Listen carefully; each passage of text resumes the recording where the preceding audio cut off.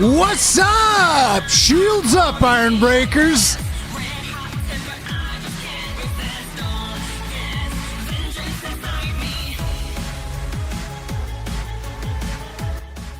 Why do you have to mute? What the hell do you mean?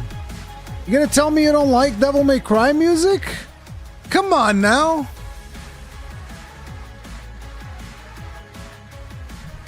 How's everybody doing today? The MCA Strike speedrun? No, this is from Devil May Cry. It'll probably not strike the channel. Maybe. Oh, man. You guys know that actually just as I booted the stream, I choked on some water. And I was like frantically trying to hit the mute button as I was coughing up a lung. Oh, man. Cool stuff. Banger sound, to be frank. Hells yeah. Some water. Yeah, bro, water. Water. What the hell? I'm not drinking alcohol before this stream, dude. I don't drink alcohol at all.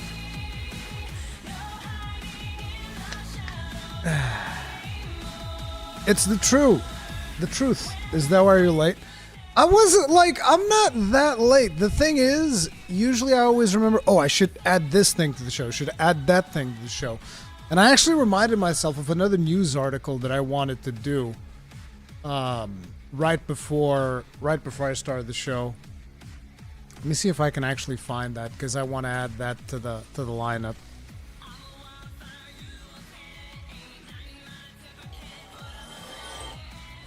Red Devil, thank you very much for the souls. Tip of the hat. Appreciate support. Thank you.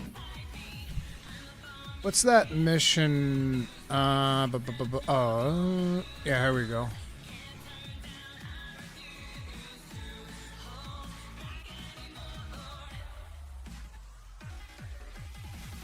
Did they not really talk about the thing about the mission?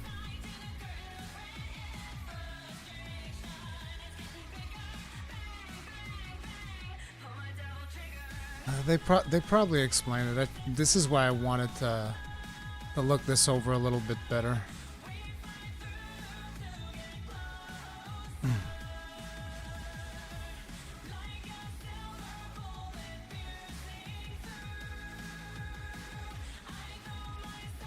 Yeah, here we go. And here they talk about it. This is perfect.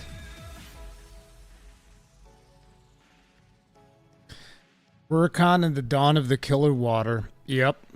Just wait till you see the Shadow of the Erdtree by Eurogamer and start drinking alcohol 100%. Oh, I saw it. We're going to be talking about it today.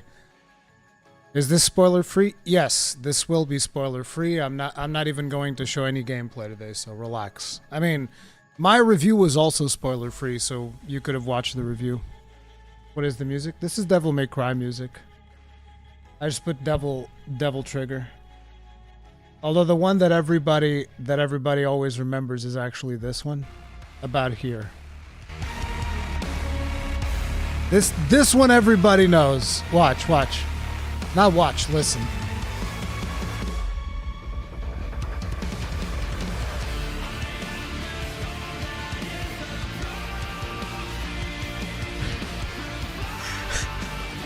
Everybody's a longsword main. Everybody's a longsword main. Oh, man. Now, let me put something a little bit more chill, shall we? I got a question about DLC, by the way. Did burning the tree matter when starting the DLC? I don't know, but I don't think so.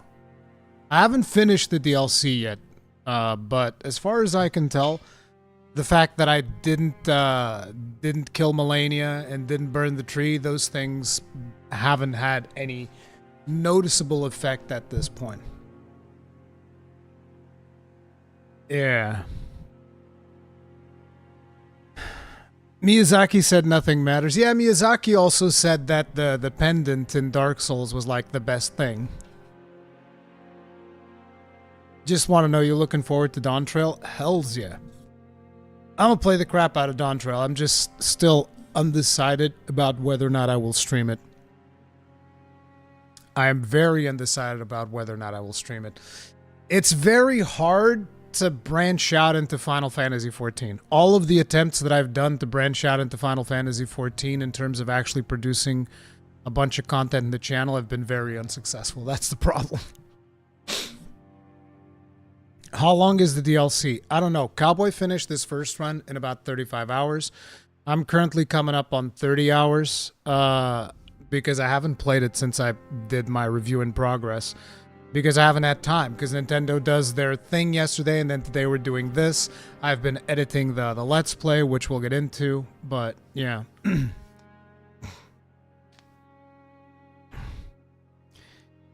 Your problem is you never streamed the MSQ. Actually, I did. I streamed the entirety of the MSQ. The entirety of the MSQ is available on my second channel, and it's not successful at all. The thing is, I streamed the MSQ and I had no idea what I was doing.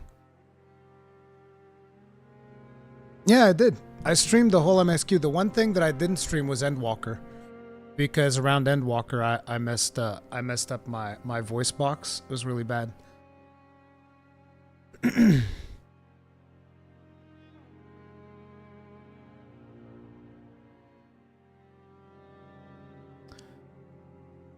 Oh yeah, I don't want to be a one-game Andy. 100%.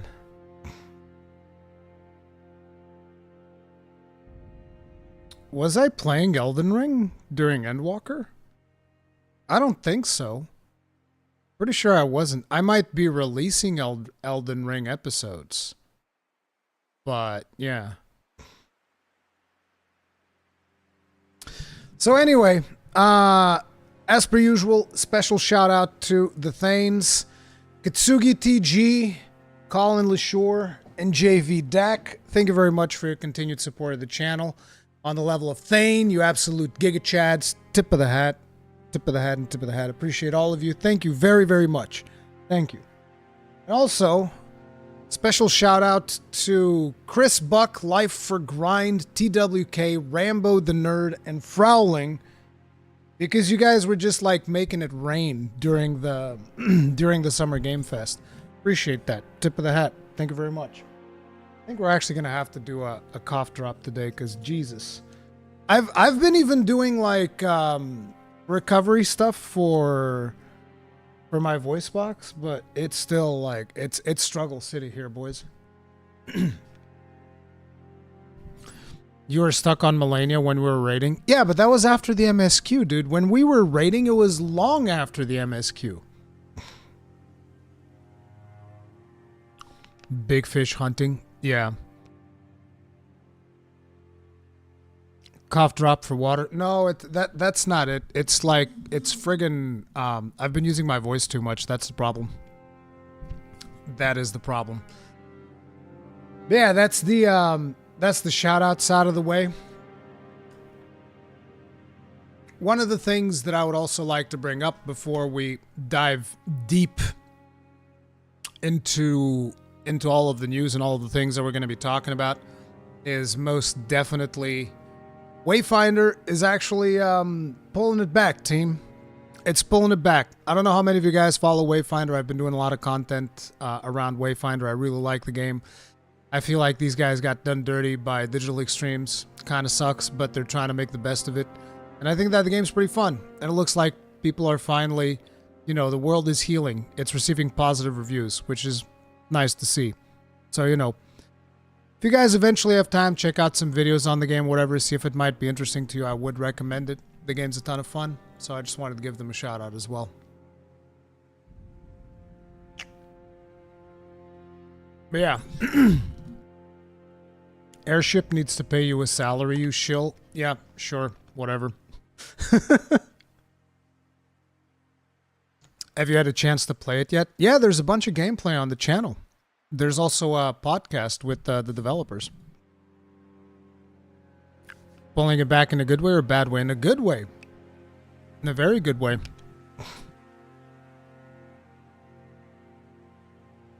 Now, we need to talk about Shadow of the Erdtree, because obviously you guys are going to want to know, okay, so what are the plans for Shadow of the Erdtree? Because at this point, I've played almost 30 hours of it.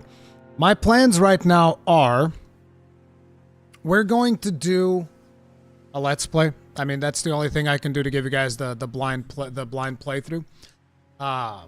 So we're going to be doing a Let's Play. And currently I already have like 37 recordings, which somebody was pointing out on my Twitter that, oh, no blind playthrough, that's disappointing. It's like, what gave you that idea? And all these files. So I already have 40, it's not 40 episodes, it's 40 recordings that I'm going to like edit into different episodes. Right now I think I've edited about 4 episodes, give or take. So I need to edit a bunch more of them to get that stuff ready. It's probably going to be 2 hours. 2 hours for the first episode. That one's going to be a premiere, and then it's just going to be 1 hour episodes after that. That's kind of like my my plan for it. Hopefully you guys are excited. And then after the Let's Play, you know, because by the time the Let's Play is completely finished, a lot of you guys will have had time to play a chunk of it. Now we're going to do a stream in the same vibe than what we did for the base game, but it's going to be with a different character, because obviously this character will have done the DLC, so it's not going to be as interesting. But my plan is to basically stream the game with the very first character I ever made for my very first playthrough of Elden Ring, which was the Double Hammer Bonk Boy. And it's going to be good, because I've seen some weapons in the DLC. Oh my god, dude. There's a particular weapon in there. Oh my god. When I picked it up... Bro. You guys don't understand. Like, From Software spoke deeply into my soul when they made this weapon. Okay? They made a weapon that I'm not going to tell you guys about. It's probably been spoiled by a million other reviews, but I don't want to do it. But they made this weapon. Bro. I'm not using the weapon in my playthrough, by the way. I'm saving that weapon for stream. There's a weapon that I'm saving for stream. It's... man. Oh, man. I'm so hype. You guys have no idea. It's not even just one weapon. There's at least 2 weapons that I'm giga hyped for trying, and I've been saving those for my stream. So those will happen on my stream. Okay? As Japanese developers have a tendency to say, please look forward to it. You guys will instantly know when you watch the playthrough. When you guys watch the playthrough, you guys will instantly know exactly what weapons I'm talking about. It's just so good. It's just so good. Is there a gun lance? Sorta, kinda. Not exactly. There's a weapon that I like a lot. It's not exactly a gun lance, the one that I'm using in my main character right now, but it's pretty damn good. It's pretty damn good. Do you ever get a moment when a Souls boss rails you in so many times and then you play something stupid like Caramel Dance Hand for music and then win against the boss? Yeah, happens to me all the time. Did you finish your preview playthrough? No. I haven't finished it yet because I haven't been able to play the game since on the embargo, on the day before the embargo, I was like, okay, I gotta put some type of an opinion video out. So I'm gonna pick up everything that I know so far about the game and formulate an opinion on it based on that. And then I'm gonna go and I'm gonna finish the game, because I think it's a bad thing if you're rushing through the game to get to to basically get to a point where you can make a review. I think that fundamentally taints the review a little bit. And I even tried for a while. For a while I was talking to Cowboy and I was like, how many hours is it? And then I was, doing the math. How many hours have I played? Am I going to be able to make it? And then I was like staying up every day until 2 in the morning. Like, I was barely functional while I was recording. I'm not kidding. Like, I would stop recording and I would be just like...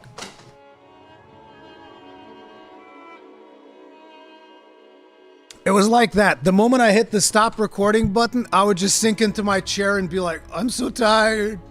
I can't take it anymore. And then I just realized now I was like, nah, I could have pushed to finish, but the thing is, I would have been skipping a ton of content that I wanted to do before finishing. And I was like, nah, I'm just gonna slow it down, take my time, so I don't care. You know, it is what it is. You also go slower than most people do. You started the base game like 2 weeks before me and finished 2 weeks after. See, the thing that a lot of people don't realize, Tummy Giggles, and it's a good thing that you bring that up, but the thing that a lot of people don't realize, and I understand why.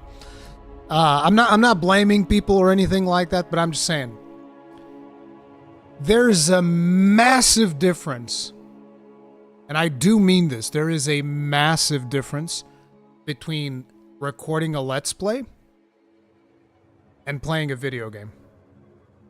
Very much the same way that there's a massive difference between playing a video game for a review and playing a video game.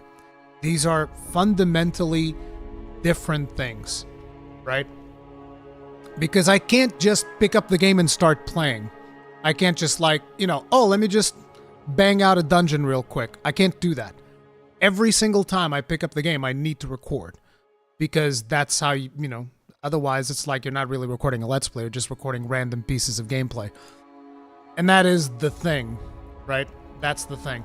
I am slow. I'm still slower than most people. You're right. That's because I like to focus in on things that I find interesting, and I obsess over it over and over and over. Like there's this one zone that I'm trying to get into, and I still haven't found the way into that zone. And so there's just hours of gameplay footage that I've recorded that are not, you guys are not even going to see, but it's just me running around all over the map because I was recording just in case I found the entrance. I'd be like, aha, I found it, right? There's hours and hours and hours of me just like roaming the map, trying to find things, trying to find hidden things. I feel like I do that more than other people, for sure, for sure. And by the way, this isn't a complaint. This is not me saying, you guys have no idea how hard my job is. It's so hard. It's not that. It's just explaining this is why I'm slow when I'm playing a game. It's because it's a different thing.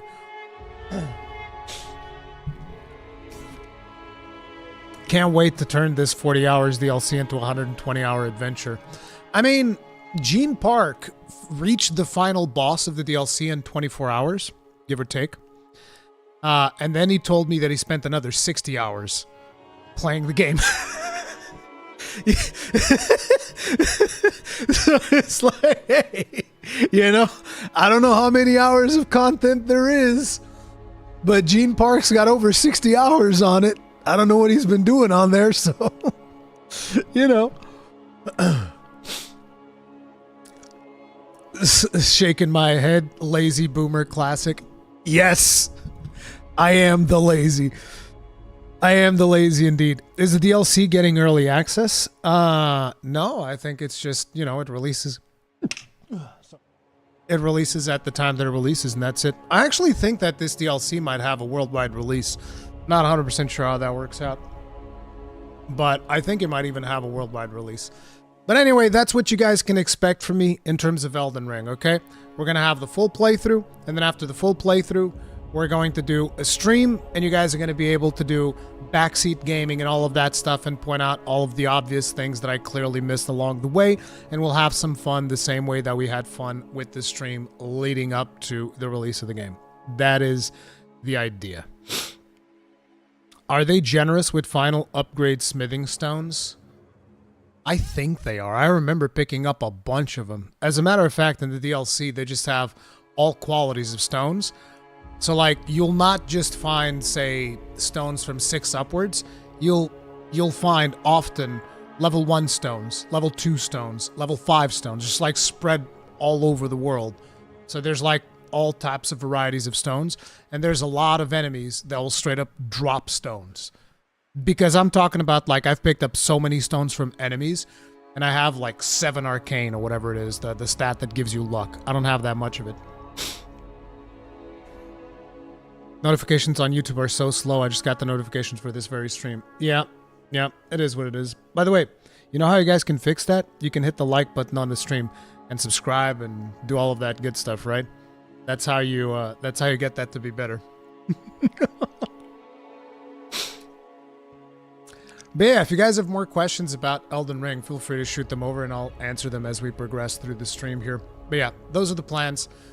Full traditional Let's Play and then a full live stream.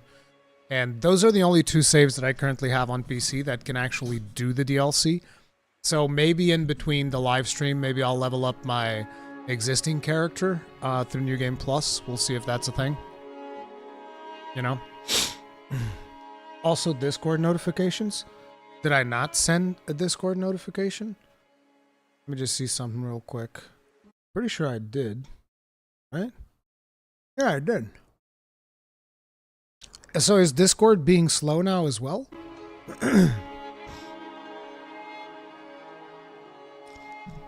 Do you agree it's the best DLC of all games ever? Of all games ever is like... It's hard. I'm probably going to forget something, so I think it's very hard to say of all games ever. But if you were to ask me, is it the best DLC From Software has ever made? I would lean towards yes. Because if you guys remember, back when they released Ringed City, I didn't like that. I didn't like Ringed City. Old Hunters I thought was fire. Whatever was the DLC from Dark Souls 2 that had the Frigid Outskirts, I thought that one wasn't great either. So, you know, there's been DLCs that From Software released and I was like, eh. But this one is fantastic in my opinion.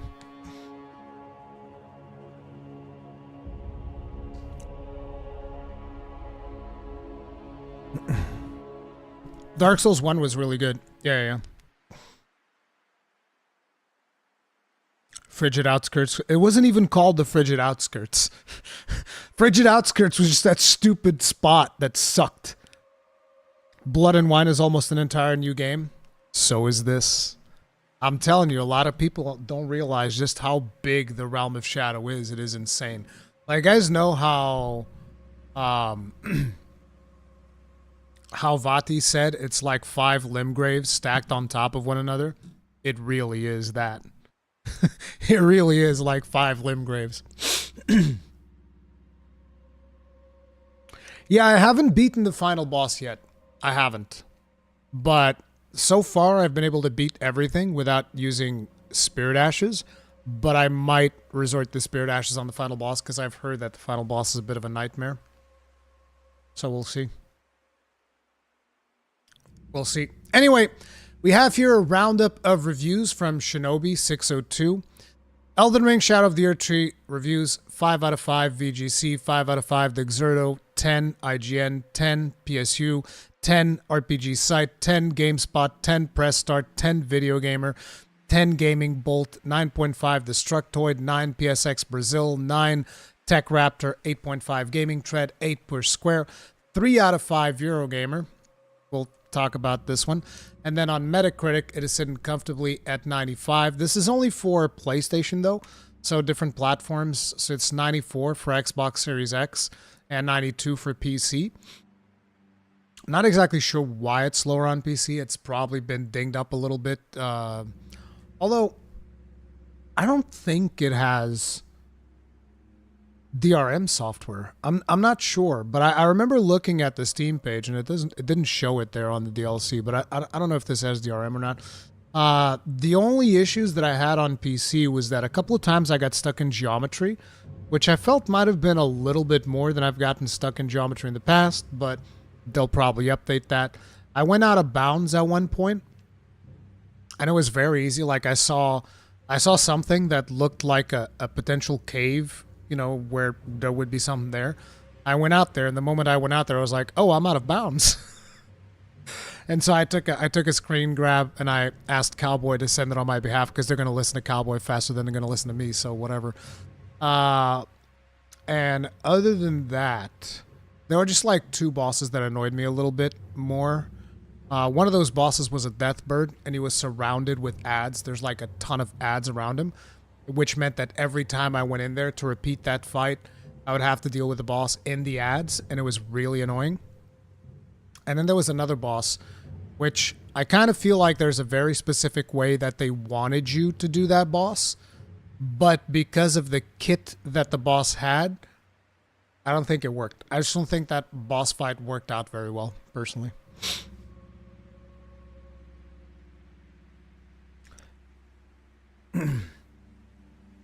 The same reviewer gave Alan Wake 2 a 3 out of 5 and Goodbye Volcano High 5 out of 5. Oh, damn.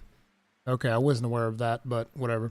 We'll talk about that review, guys. Okay, chill. We're gonna talk about that one. So, on OpenCritic, it's sitting on 94, and in my opinion, it absolutely deserves all of this. I always say I don't pay that much attention to scores and whatnot. This doesn't really mean a whole lot to me, but I definitely feel like this is a really solid piece of DLC. They've improved on the game in every conceivable way. Again, it's just important to mention I haven't gotten to the final boss yet, and I'm still missing like a whole zone, but they would have to drop the ball hard for me to all of a sudden be like, no, actually, I fucking hate it. I don't think that will happen.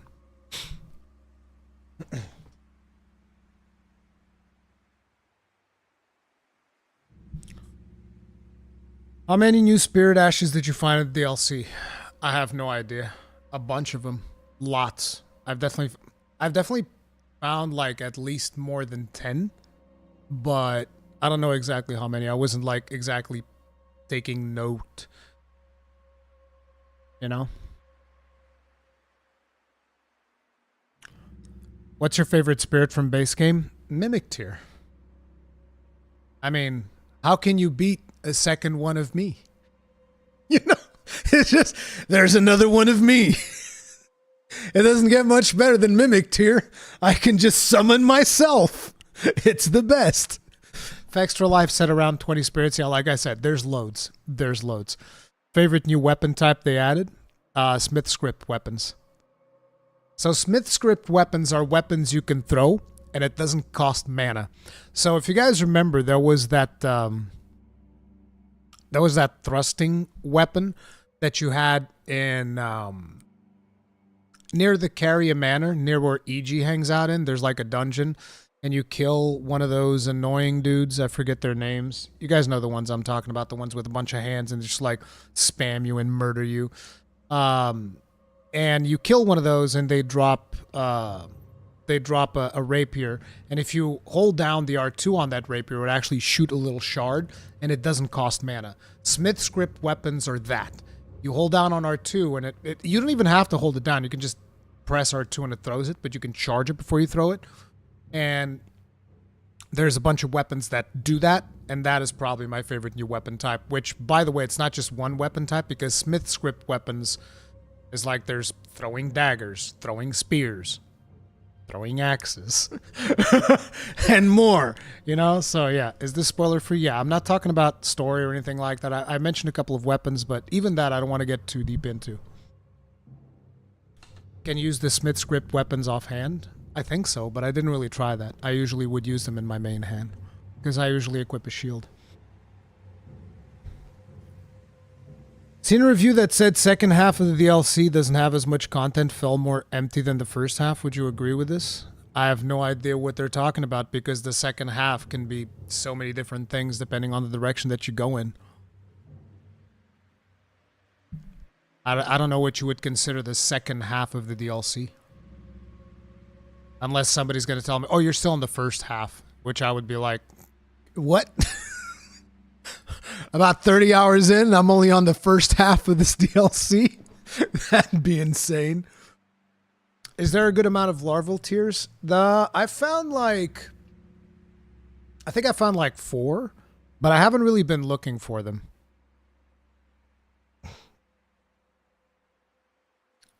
Rory, can you make a time machine, please? 21st is too far away. No. No. Can't make a time machine. But yeah, reviews are looking pretty solid. It's super cool. It is what it is.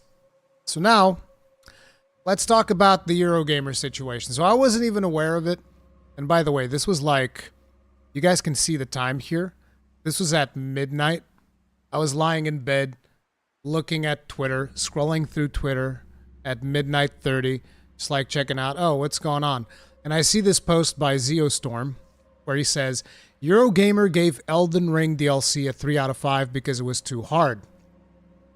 This, however, feels like difficulty for difficulty's sake, turned up to 11, perhaps because with the added expedition of the DLC having something extra absurd to conquer, even though it technically doesn't require finishing the core game.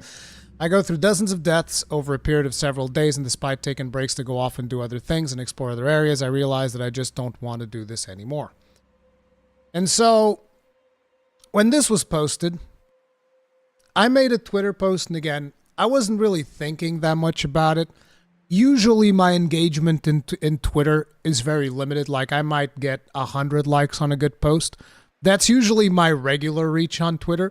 So I don't really pay too much attention to what I'm posting because I'm not expecting stuff to suddenly explode. We had the Diablo situation once.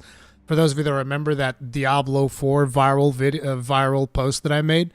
So we had that happen once, and I was like, that was cool. That happened once. It's whatever. It's not a big deal. Right? So I'm not expecting stuff to pop off like it did, right? So basically, when I see this comment, I just say, I would just like to point out that Bandai Namco literally gave every reviewer a guide, which provides detailed instructions and strategies on where to find upgrade materials, powerful weapons, and spells for the first couple of zones for anyone stuck on the struggle bus. So I'm not trying to jump in here and slam this person down. I'm just saying, hey, if you were having all of these problems, there was a guide. We did receive a guide that, said stuff that made things a little bit easier. Now, I can't talk too much about that guide because it specifically said this guide's confidential. You can't share it in any way, shape, or form with anybody in the community. And I understand why, because there's a lot of information there. So, it's just one of those things that I feel like when I read the review, the Eurogamer review, a lot of the stuff in that review said to me that this person feels pressured because of the time-sensitive nature of what they have to do. They have to get through the DLC of a hard game that they haven't played in 2 years, and they only have like a couple of days. Well, maybe not a couple of days. They have like I don't know how long it was. I think we had about a week or something like that, right? And so that time pressure,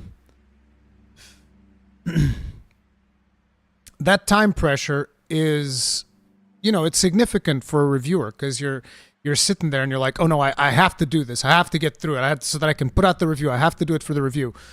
And that is one of those things that to me, whenever I see that, if I keep playing at this pace, I'm not going to be able to make a review. I just go like, well, guess I'm not making a review. I'll make a review in progress or whatever. Just explicitly say, hey, I haven't finished the game yet.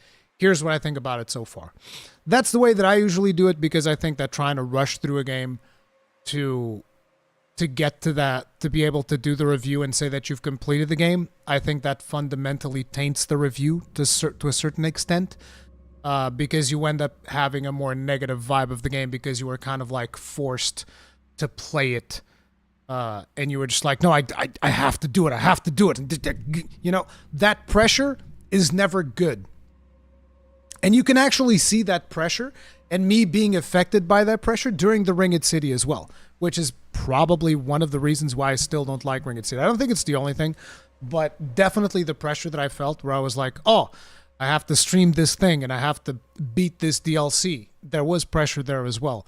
And it definitely tainted part of my experience, but at the end of the day, I still don't like a lot of the mechanics in there. But whatever. You guys get the idea, right? So this is what I said. And then there's a bunch of people that jump in this post. This post is kind of like blown up. It's got 400,000 views, whatever that's worth in Twitter views. I don't know. It's got 18,000 likes, whatever, 1.3 thousand retweets.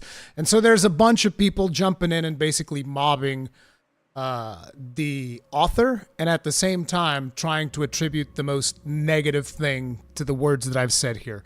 So what did I say in my post? I would just like to point out Bandai Namco literally gave every reviewer a guide which provides detailed instructions and strategies on where to find upgrade materials, powerful weapons, and spells for the first couple of zones for anyone stuck on the struggle bus. This just says, hey, if you didn't have time, there was this guide,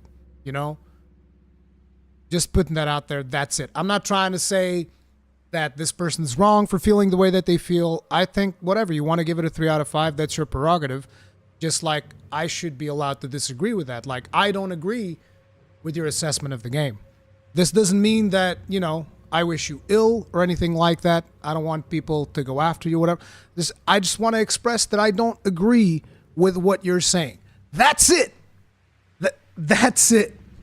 And then there's people also jumping in saying like, oh, so you need a guide in order to finish the DLC. And it's like, I didn't even read the guide before I started working on my review. And the only reason I went to the guide during my review is because I want to see, hey, let me see if I missed like any major mechanic or something important. And that's when I first looked at the guide and I was like, oh damn, there's so much in here. I actually looked at it, I glanced at it, and I instantly closed it because I was like, this is too much. This is too much. I did not expect to see as much in there as it's almost like that moment where you know, in Pulp Fiction, they open up the suitcase and it's just like glow comes out of it. It was the same thing. I opened up the guide and I was like, damn, that's too much. That's too much knowledge. But basically the point was, I then made another reply saying, seeing a lot of replies here claiming that you shouldn't need a guide to play the game. You don't. The guide is there to help reviewers struggling because they're on a deadline to deliver a review by the embargo date. Average players won't have that pressure and therefore they can learn organically. So your average player doesn't need a guide. Hell, I don't think reviewers even need a guide unless for some reason they're struggling with something. Then you can look at the guide and it'll help you out. But you don't need it. You don't need it. I've been doing fine without the guide. And again, a lot of people for some reason have this idea like, oh, Rurikhan, Souls veteran, super skilled. All of you guys that actually watch my stream know that I'm not that great at the game. I'm not. I never made any claim that I am. But somehow people like to attribute that. They like to say, no, Rurikhan's good at Souls games. It's like, I'm not that great. It's like, I'm not. Again, I always say, if I can do it, anybody can do it. That's the way that you need to look at it. It is what it is. You gave them fire and they ran away with it. Yeah, a lot of people are going a little bit too far, but it is what it is. How did the Eurogamer reviewer even got into the DLC? Well, they had a save file from when they played the original, and apparently they hadn't played the game in 2 years. See, this is one of the reasons why ahead of the DLC releasing, I was like, no, I want to replay the game to refamiliarize myself with the game. Otherwise, that might have been me. You know, jumping into the DLC after 2 years of not playing the game, that's not a good idea. I don't think that's a good idea, but yeah. From the screenshots, it looks like she was doing Comet Azure and it didn't work out. Oh no. I think she was using Ashes. There's nothing wrong with using Ashes. I might still use Ashes before I finish the DLC. If I get to the final boss and I'm like, hey man, this is some bullshit, I'm bringing out Mimic Tear. You better believe. I was already tempted in that one boss that I wasn't having fun with. So it's like, there's nothing wrong with using Ashes. As a matter of fact, there's a whole mechanic in the DLC that levels up the power of your Ashes. So, you know. I'm a 50-year-old mom and I've finished Elden Ring 3 times. There you go. When I jumped back in, I had no idea how to play anymore. Yeah. I don't think you understand how bad I am. I never even finished Elden or Dark Souls 2. Never went back to 3 DLC. Damn. I mean, but it's just one of those things of getting your muscle memory back, you know?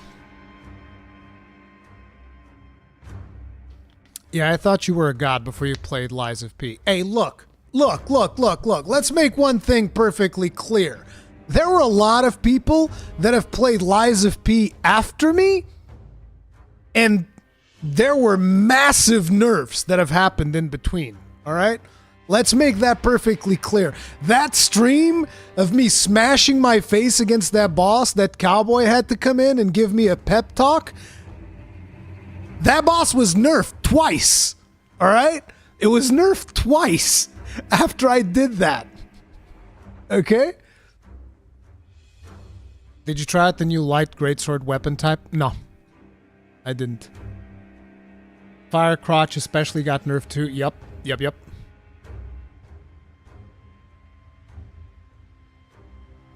I like Ashes, just not the Mimic Tear and Black Knife Tish feel overpowered. I mean, Mimic Tear is going to be as powerful as you make them. You know? If you didn't finish the game level 1 deprived, you're not a real gamer. Bro, I can't wait to see people doing soul level 1 playthroughs, no Erdtree blessings. No Erdtree blessings. It's like, what? Good luck. You're going to be hitting those bosses like 1,000,000 times to get any damage in. Good luck with that. Who's the boss that gave you a hard time in Lies of P? It can be the final boss, depending on the choices that you've made, right? It's the one who's on top of the tower, looks like fucking Mr. Hyde, you know? That one. That one was the one that gave me the most problems. I struggled on that thing real hard. Not Manus. Yeah, that one. Guy with big fist. New martial arts weapon looks fun. If I wasn't so careful about spoilers, I'd tell you even more about that. But yeah, there's a lot of really cool stuff. Blind Spot Ash of War with a reverse sword can I don't even have the reverse swords, so I can't talk about that. I don't have the reverse grip swords. I haven't found them yet. I don't know where those are. They might be in the zone that I haven't unlocked yet. There's a zone I haven't unlocked yet. There's a couple of dungeons I haven't done yet. There's a ton of stuff, so it might be there.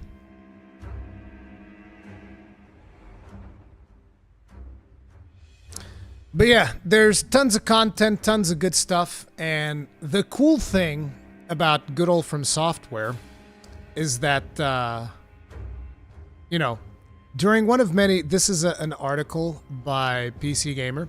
From Software boss addresses gaming industry layoffs. As long as this company is my responsibility, I would not let that happen.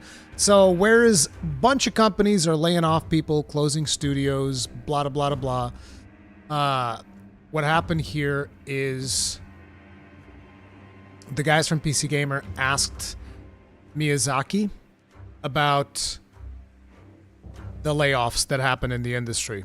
So he goes on to say, with games like Elden Ring selling more than 25 million copies, you'd think From Software would be free from any meddling. Why mess with the golden goose? But that logic hasn't saved other game studios from short-sighted, across-the-board layoffs at mega publishers like EA, 2K, Sony, the list goes on. Interesting that they don't even mention Microsoft when Microsoft just closed 4 studios. So I asked From Software president Hidetaka Miyazaki what he could say about From Software's business relationship with its parent company and whether From was at risk of the same fate that's befallen studios under the Embracer umbrella last year. Miyazaki said, speaking to myself and this company, I would want to say this is not something I would wish on the staff of From Software in a million years. I'm pretty sure our parent company, Kadokawa, understands that and shares that view. So far, From Software hasn't just been immune to the layoff waves that have struck Western game companies, but it's been expanding. The studio has grown significantly since it started Elden Ring, and is now big enough to develop at least 2 games simultaneously, as shown by last year's Armored Core 6. It is also not the only Japanese company in that position. This year, Capcom made a point of raising employee pay rather than conducting layoffs, though Japanese wages are notoriously low, which may be one factor insulating them from layoffs. During one of many brutal waves of layoffs this year, fans pointed to the 2 times former Nintendo president Satoru Iwata took a pay cut instead of laying off workers, a move no current game CEOs seem eager to replicate. But when we spoke, Miyazaki himself also cited Iwata's reasoning in 2013 for not laying off employees even when the company was operating at a loss. And here's the quote. I think it was the old ex-president of Nintendo, Iwata-san, who said that people who are afraid of losing their jobs are afraid of making good things. I'm paraphrasing that, but I totally share this view, Miyazaki said. I think it's true, and I think the people at Kadokawa, our parent company, understand that I hold this view very strongly. While we can't say 100%, we can't say with complete certainty what the future is going to hold for From Software and Kadokawa. At least as long as this company is my responsibility, that's something I would not let happen. So hopefully our players and our fans can take a little bit of assurance from that. And this is one of the most important things really about the quote, which is people who are afraid of losing their jobs are afraid of making good things. If you're scared for your job, you're not going to take any chances. You're never going to take any chance. Why would you take a chance? Like, what do you mean? What do you mean I'm going to take a chance and then you're going to fire my ass? Why would I take a chance? I'm going to do the safest thing possible, imaginable to keep the gravy train rolling. I am not stirring the boat, especially in the current economic situation, right? And this is why it's so important that more companies take this approach. And like they also mentioned here, which is something that I looked up ahead of one of my podcasts with Jono, was the whole layoff situation, because I wanted to comment with Jono about the layoffs for Microsoft and all of that stuff. And I was like, oh, let me see if Capcom had any layoffs. And it's like, no, actually, they've increased salaries for people. Like, what? It's crazy.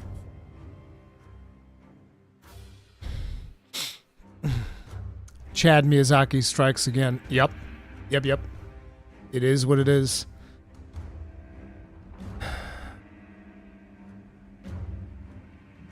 But yeah, that's that situation. And then if we look on the exact opposite side of it, what happens? What happens on the exact opposite side of the scale? Try to guess. EA execs earned $60 million in 2024, despite layoffs and office closures. Brother, let me tell you something, brother. The gaming business is a booming. That's the EA. That's the EA upper management right there. They're like, brother, the business is booming. Okay. We closed down a couple of studios, but we're taking $60 million bonuses home, baby. Let's go. That's what's up.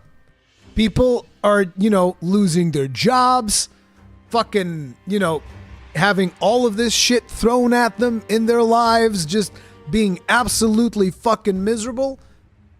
But you better believe those EA execs, they're raking in the dough. Raking in the dough.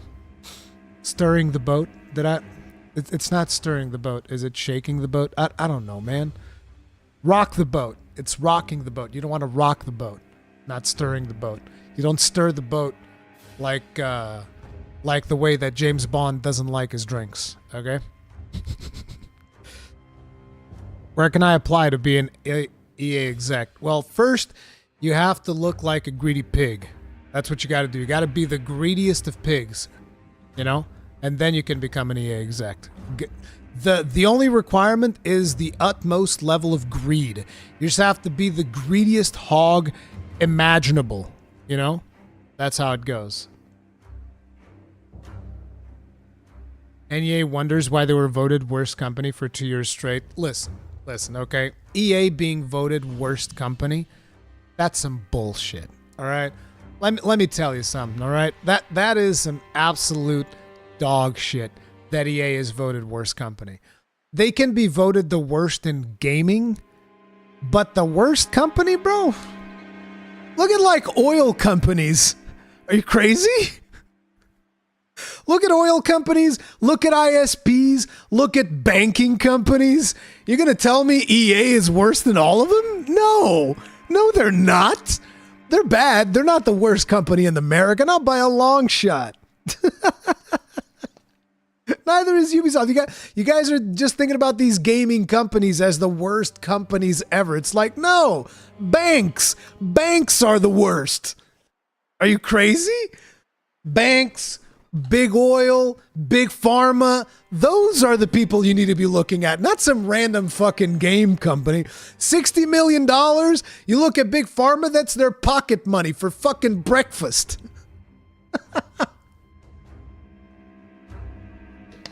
There's so many worse companies than EA. They're bad. Don't get me wrong. They're terrible. They're fucking terrible. But worst company? I can't take you seriously.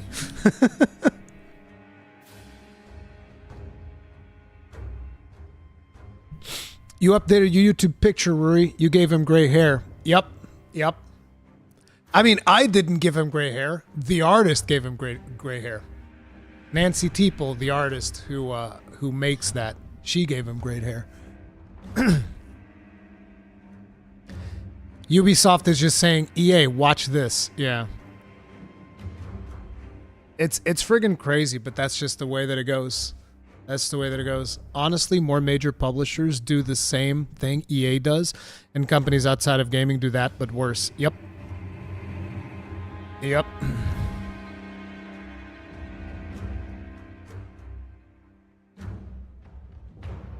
Hedge funds are the worst, but same sector. Yeah, there's a lot when it comes to like the economic situation, pharmaceutical situation. There's tons. There's friggin' tons.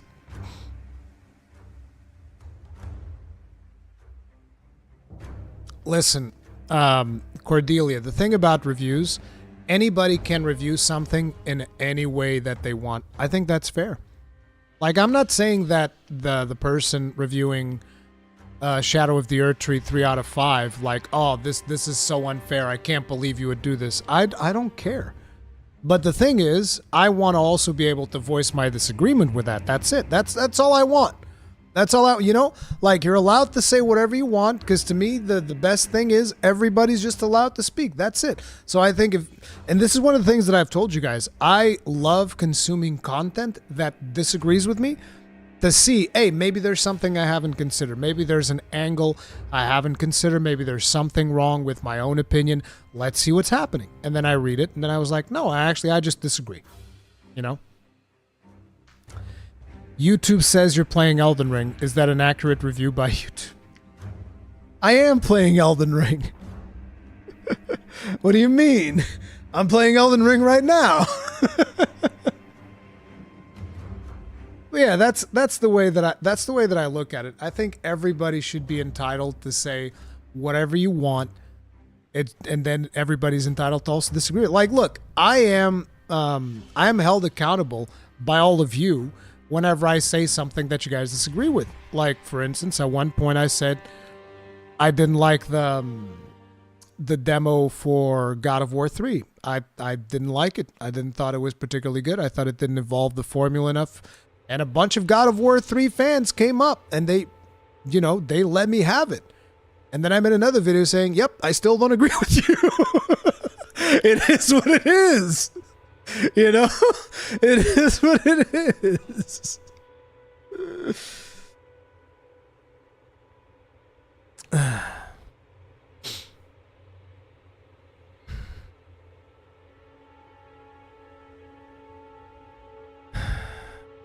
Are you playing Elden Ring music? Yes, I am playing Elden Ring music.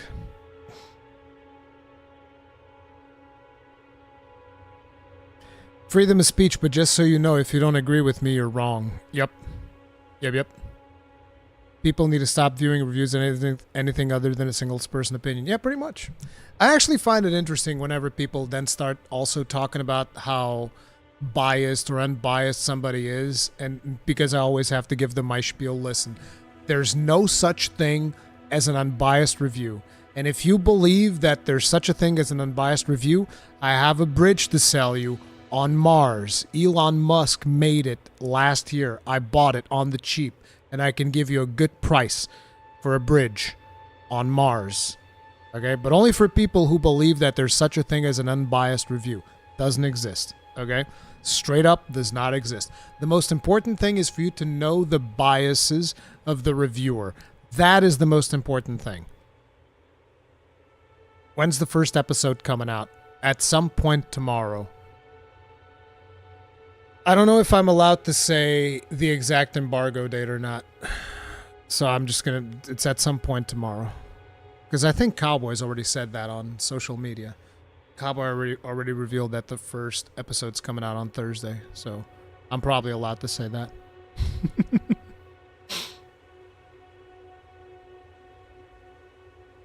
We can consider them as just an opinion until you attack a rating system to it. See, that's the problem, Moonrabbit. People give too much value to that rating system. Like, even though I pointed out, like, oh, it's a 95 on Metacritic and it's a 94 on OpenCritic. Fundamentally, me personally, I don't give two shits. It could be a 30 on Metacritic. Doesn't change anything about the game. That doesn't change anything. It's the same thing as when Stephanie Sterling gave... Was it Breath of the Wild? And then Tears of the Kingdom as well? He gave that game... she gave that game... I'm sorry. I didn't mean to do that.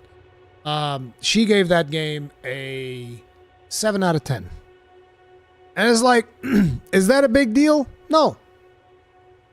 I don't think that's a big deal. I don't think that matters. But a lot of people, they take it super seriously. They go like, oh my God, my game's now a 91 instead of a 94. Who cares? Who cares? Unbiased reviews. Rurikhan, did you know they took the word gullible out of the dictionary? Is that for real right now? 7 out of 10 because durability was a deal breaker, which is fair, but I don't agree. Yeah, I don't agree either. I don't think durability is a deal breaker, but whatever. Did they actually take gullible out of? No, you're trolling me. You're absolutely trolling me.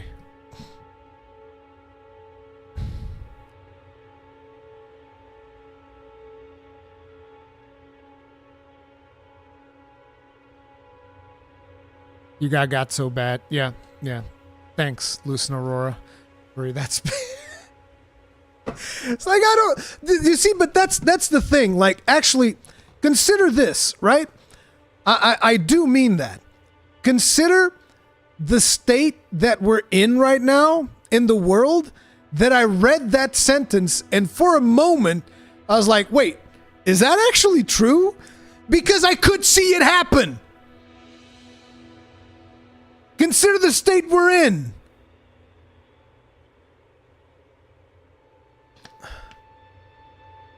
Consider the world, the timeline we're in right now, where I read something like that and I was like, wait, did I actually I seriously considered it for a couple of seconds, you know? Did Breath of the Wild release on the Wii U too? Yeah, it did. Breath of the Wild released on the Wii U. As a matter of fact, I probably have some Wii U gameplay on my channel as well, because the thing with the Switch was kind of weird, because Nintendo gave me a Switch, but it wasn't the Switch that they first loaned me. So first they loaned me a Switch that I then have to give back, and then they gave me a Switch later. It was a weird thing that happened with that. Hey, super thankful. I don't care. But it was just funny. That's why there's gameplay of Breath of the Wild on the Wii U in my channel as well. Hey, Tyler Rory. What's up?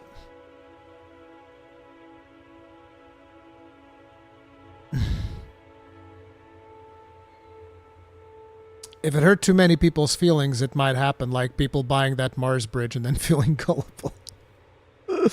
Wait, what's your first channel before Rurikhan? I keep hearing tidbits of it, but I can never find it. It's Rurikhan. It's Rurikhan. Let's see.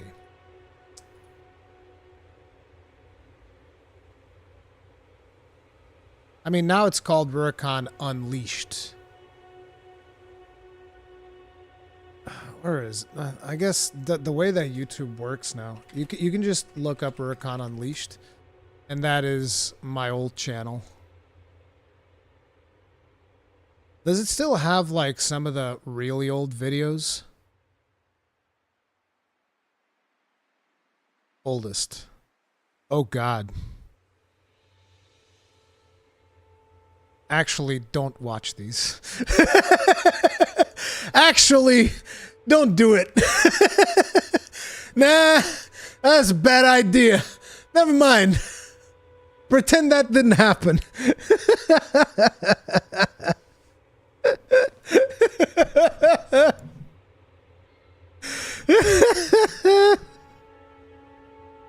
Oh, man. I was so different back then. Jesus Christ. My whole content was me screaming in my car about how overpowered Death Knights were in World of Warcraft and how warriors kept getting shafted by Blizzard. If we're being honest, my content hasn't changed that much, except now I bitch about longswords and complain about how underpowered the gun lance is.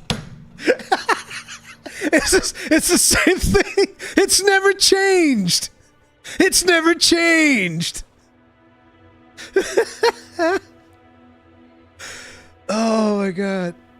My content is exactly the same. After 17 years, nothing changed. Oh, man. But warriors always deserve the shaft. See, why? Because we need to be paying taxes for Blizzard not knowing how to balance the game in vanilla? Nah, that's bullshit. That's bullshit, dude. I have too much fun with this. So, Another round of shout-outs for the Longbeards. Shout-out to KJ Plays, Crisis, Sherlock Para, Mitaku, Philip Grubham, ESS99, Colbrick, C. Manta, Luigi Rosa, James Cheek 7507, Slam Iron, Khaled Saleh, Red Pig Bank, Astron RH, Rambo the Nerd, Saphirian, John Coombs, Pegay 83, Lord Snake, Pizza Man Invaded, Miz and Jamal, Angry Scott's That 23, Alex S, Robert 396, and Shelby Neko. Thank you very much for being gross incandescent. As Longbeards, you get Chad's tip of the hat. Appreciate the support. Thank you. Thank you very much. And thank you very much to everyone that supports the channel and everybody that just shows up to the streams. I appreciate each and every one of you. So thank you. Thank you very much for that. You guys allow me to keep doing this. So thank you. Now, let's get on with a couple more gaming news, shall we? Horse Armor rides again! Bethesda is charging $7 for a single Starfield mission, and after months of minimal post-launch support, unhappy fans are feeling ripped off. So apparently they've added Starfield's Creations update, which, by the way, it's something that is not particularly good, because Bethesda's always been one to basically monetize on the work of others. So people make mods to kind of like fix their games, and then Bethesda's like, and we get paid for it. So we make the game, you fix it, and then we take a cut of whatever you did for us. But this time, apparently, they're adding like an additional. They're adding an additional. What do you call it? An additional economy.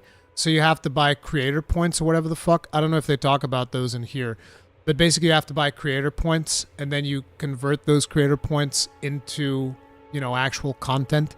Because, you know, once you put $5 in, then you're locked in. And obviously they're going to be pricing things accordingly so that, you know, hey, you know, $5 gets you like 500 points.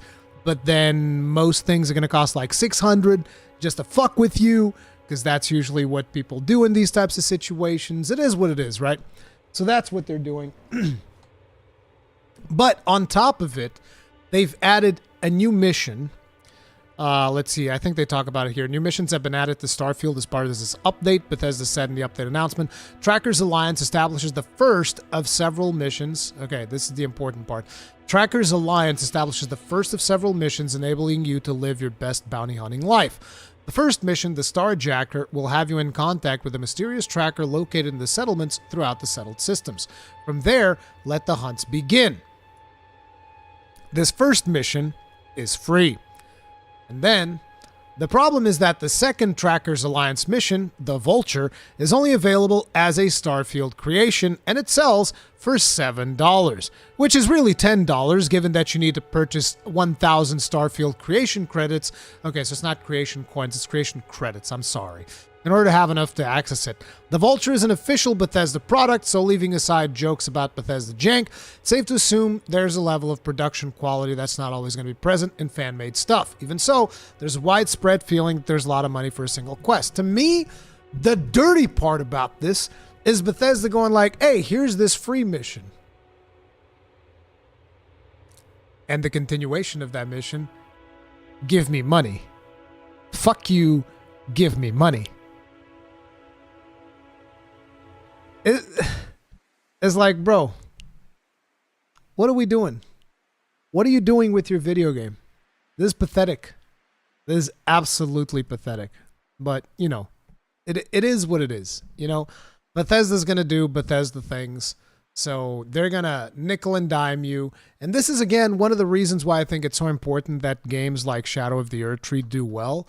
It is basically to shit all over these people. I'm not mincing words, okay? Shit all over them. That's exactly what needs to happen. It's like you do a business dealing like this, and you deserve to be shit on in the internet. That's what you deserve. That right there. Just like, okay? Just seriously open up those cheeks and let loose. Unleash. Because this is garbage, bro. This is fucking garbage. And by the way, I'm saying this as somebody that actually somewhat enjoys Starfield.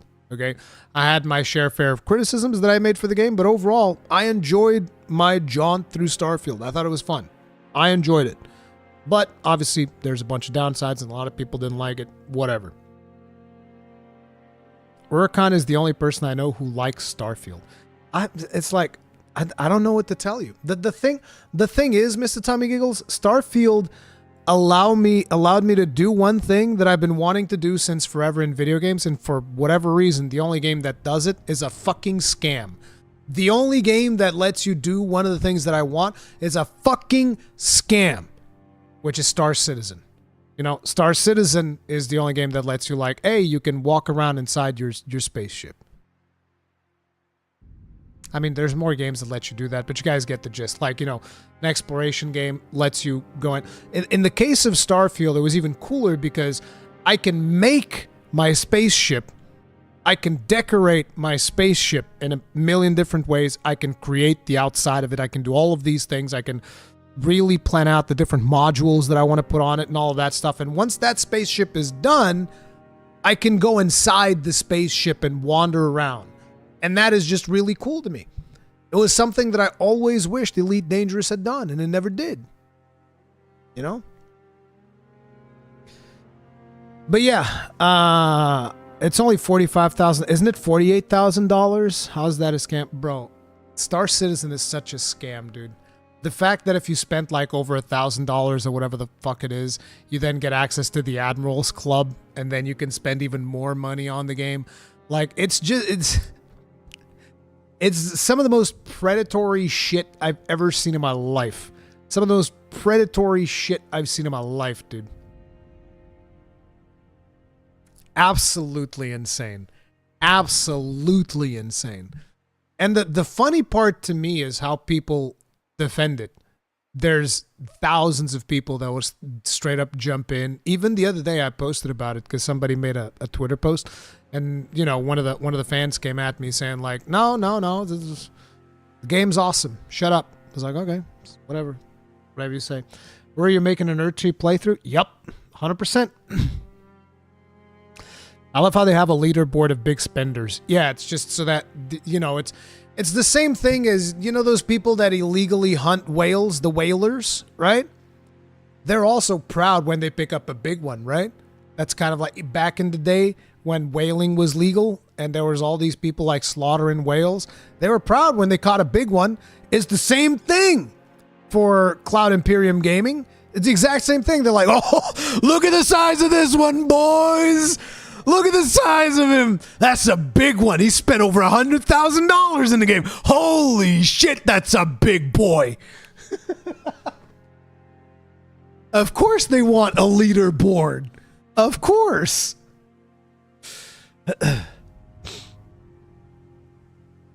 Star Citizen looks bad too. I don't think it looks bad. I think Star Citizen actually looks great. I think that's the thing. I think the concept of the game is phenomenal, but the business practice is a fucking scam. It's straight up like, it might even be legit. Okay, don't get me wrong. Like, they might eventually release a game. They still engage in what is, in my opinion, a fucking scam, which is they're selling you shit that doesn't exist for exorbitant amounts of money. How's that any different from like NFTs? That's basically it. The Star Citizen is the original NFT. They're selling you shit that's worthless for thousands of dollars. It's the original NFT. 48,000 for a ship? No, 48,000 is for all the ships. I think all of the ships currently in the game, but probably they will release some new ships and then they'll charge you some more for it.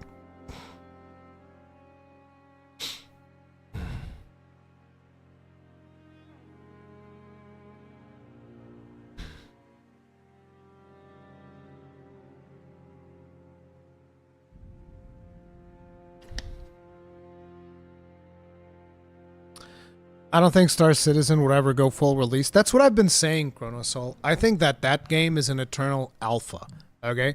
As long as it's raking in the dough, they will never release it. They like, straight up, they will never release it. Actually, I'm curious. Let's go on a journey, guys. Let's go on a journey.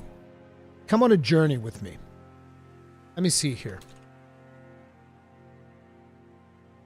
We're going to go on a journey together.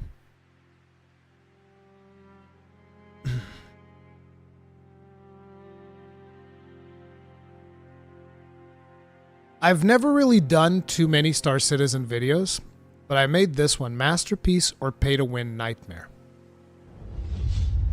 And do I talk about the money in this one? I was hoping I would talk about the money. Maybe I don't talk about the money. That sucks.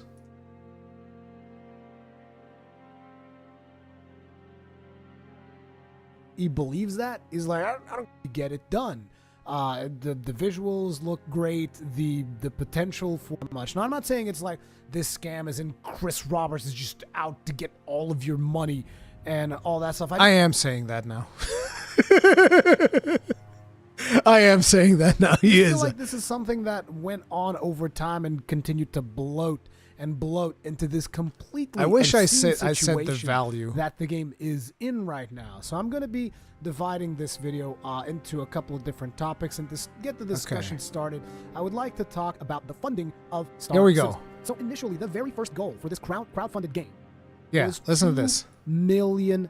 The initial goal was $2 million. That was the initial goal. I think it was going to be something like 30 missions for Squadron 42 and a little bit of a multiplayer shooting component to it. It was going to be a very simple game. But naturally, they had stretch goals just like every other Kickstarter game always has, and as they achieved those stretch goals, the game would become a little bit more complex. I'm unsure as to whether or not the persistent universe was something that was planned from the start, and to be completely honest, I don't really think that is particularly important to this discussion. Ultimately, the important thing here is eventually those stretch goals went all the way up to $65 million.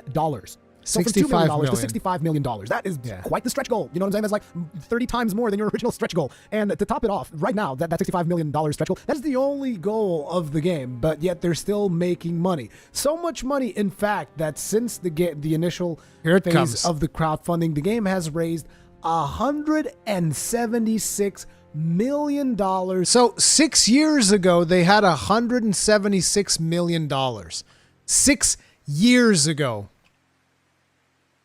I don't know if they report the numbers anymore, but 6 years ago, it was 170. I said 175, right? Let's call it 200, right? 6 years ago, 200. Where's the funding thing now? Where do we see the funding? Because they have a thing to see the funding.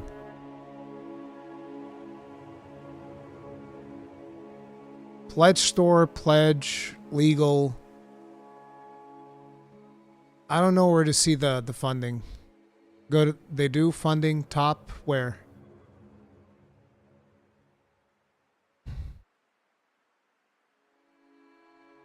Station is under attack. CDF need your support.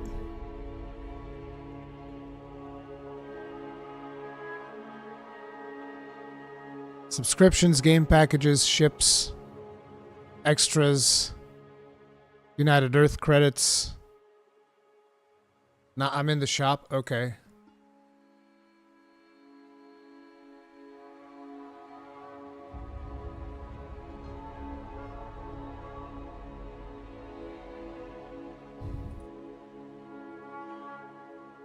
Development, dev tracker funding. Here it is.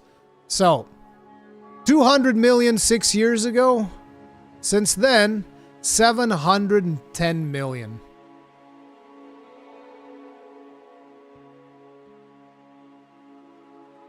Why would you ever, like, let's actually do the quick maths. Quick maths on that, right? So, I said 175 minus 710 divided by 6. This game is making an average of more than $80 million a year. $80 million a year. Why in the fuck would you ever release this game?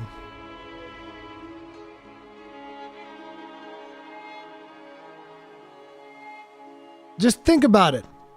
Why would you ever release this game? Just why? It's so stupidly profitable not releasing it. Why would you ever do it?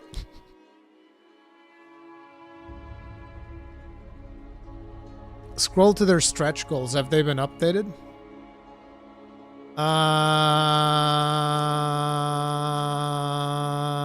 No. No, that was actually, if you guys remember, I even said in the video, in 6 years, this was their last stretch goal.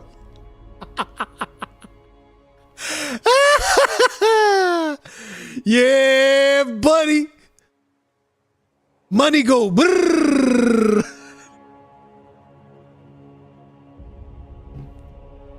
Bro. Brother.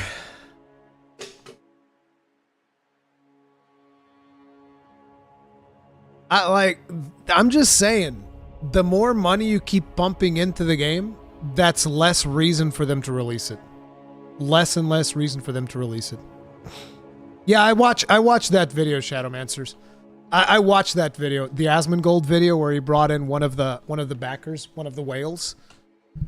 And the dude explained it, that the way in which they do it is so predatory, because it's like he bought the $40 pack, and then they kept like sending in emails, hey, it's only $5 and you get an upgrade. And then he would put in another $5. Like, hey, you know, $10 more, you can upgrade the next tier, you get this. And then he would put another 10. So like slowly over time, they got $1,000 out of him.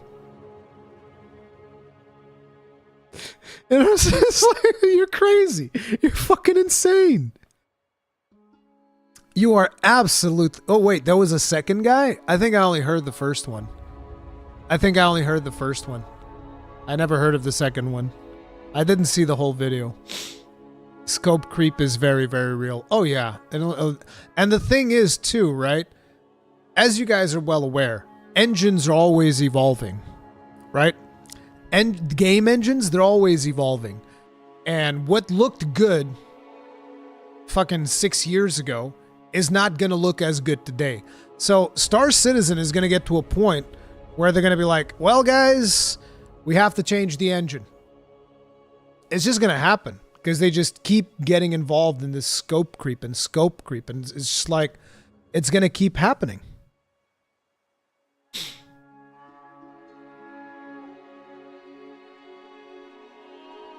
Yeah, they're going to start all over again. They're going to be like, guys, this is the time. Star Citizen 2. People are going to be like, you never even finished one yet. And they're like, nah, but listen, you guys don't understand. This one is going to look so much better. And we already have 20 ships. The moment they say we already have 20 ships built and ready to go to sell you guys, people are going to be like, my money, take all of it. It's going to happen all over again. It's going to happen all over again. That's just the way that it is. That is just the way that it is. But hey, guess what? I actually said something wrong yesterday because, you know, I thought that because this particular business practice in this game and Life is Strange, I thought that this business practice was so scummy that it would have been a Ubisoft thing. So I even thought for a second that Life is Strange was a Ubisoft game. But no, Life is Strange is actually Square Enix, right? So what is Life is Strange doing? What are they doing? What exactly are these people doing? And basically what they're doing is they're selling you early access if you buy the Ultimate Edition, which by the way is 80 euros. So if you buy the Ultimate Edition, you get to play chapters 1 and 2 2 weeks early.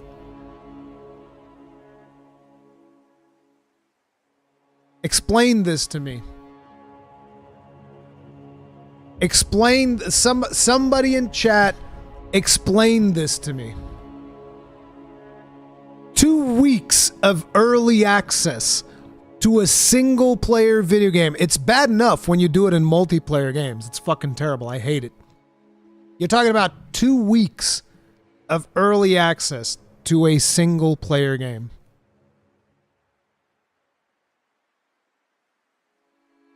This is insane.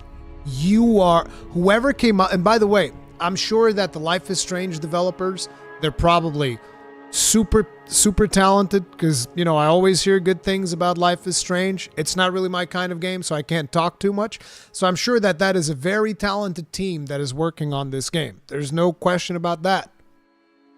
But whoever is making decisions like this is a fucking scumbag, low-life piece of shit. Okay? You can have the best developers in the world.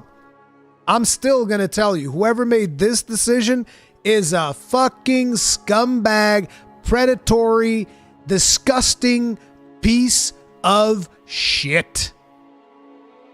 It is what it is. It is what it is. It is what it is. Yoshi P. Yoshi P is the head of Creative Business Unit 3. He has nothing to do with Life is Strange. Almost certainly someone in publishing. Yep, likely. I don't know exactly whoever has whichever role does this monetization nonsense, but whoever that is, he's a fucking low-life piece of shit. Fuck him. Next gonna be pay to be a playtester. That already happens. That already happens in a lot of MMORPGs. But this is disgusting. Square has become very desperate to get out of the red. Square Enix management has been terrible for years now, always putting the cart before the horse. Maybe.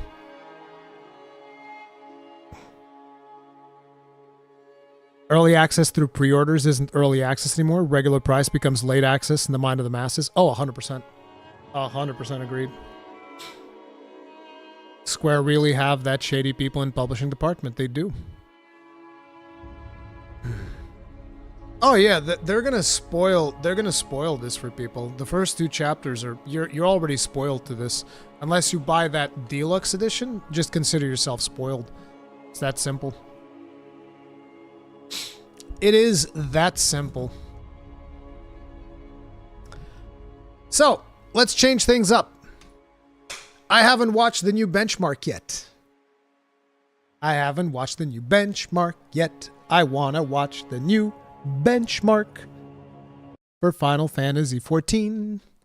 It's gonna be a good time. Let's see what this looks like now.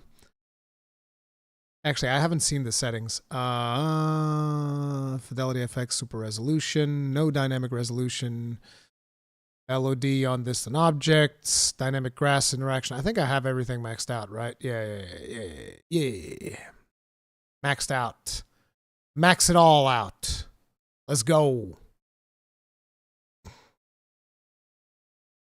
4K, maxed out. Give it to me.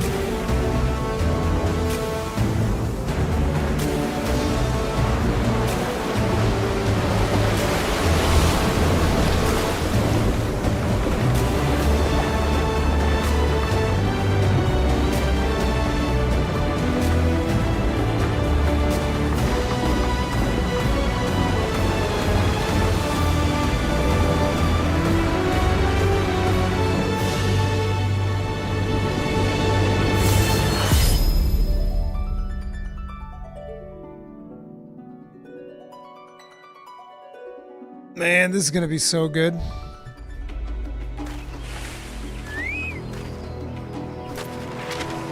Yeah, the lighting looks better. Less stutters, too. These animations look really good. The visual improvements that they've been doing, they are noticeable.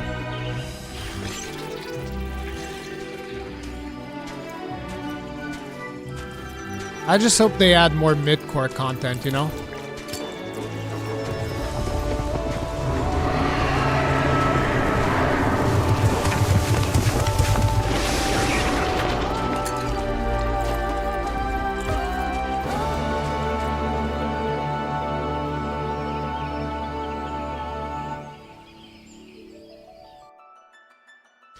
Final Fantasy XIV is an MMO JRPG.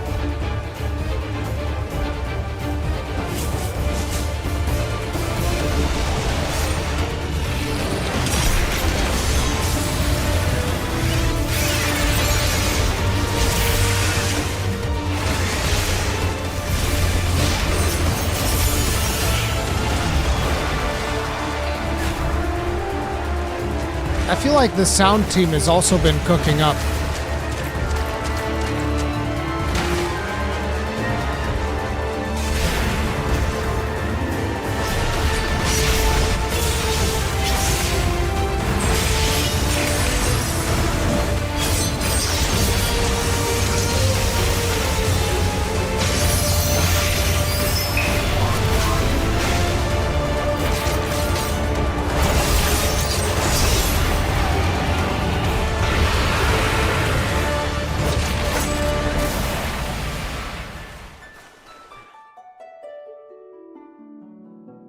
No, it's not turn-based. JRPG has more meaning to it than just turn-based. In this case, I'm referring more to the storytelling. It's an MMO with JRPG story, if that makes sense.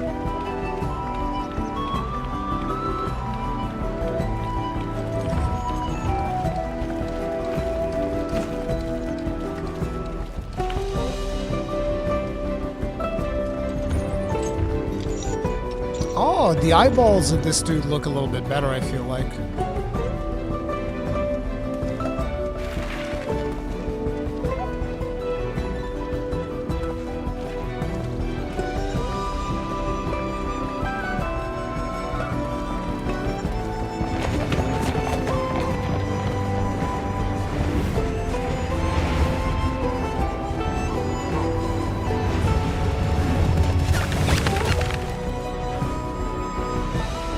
I'll explain in a bit, Tyler.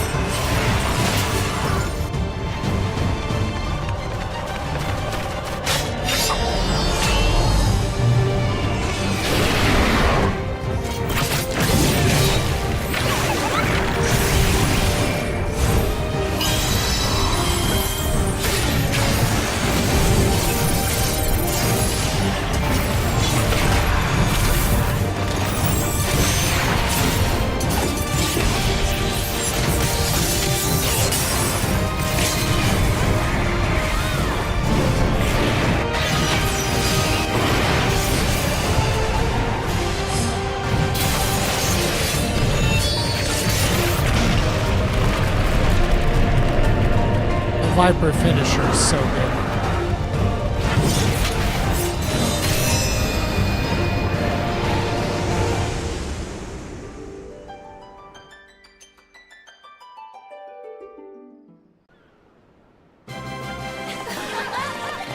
Oh, we only got high this time. I might have to bump down the resolution to 1440p.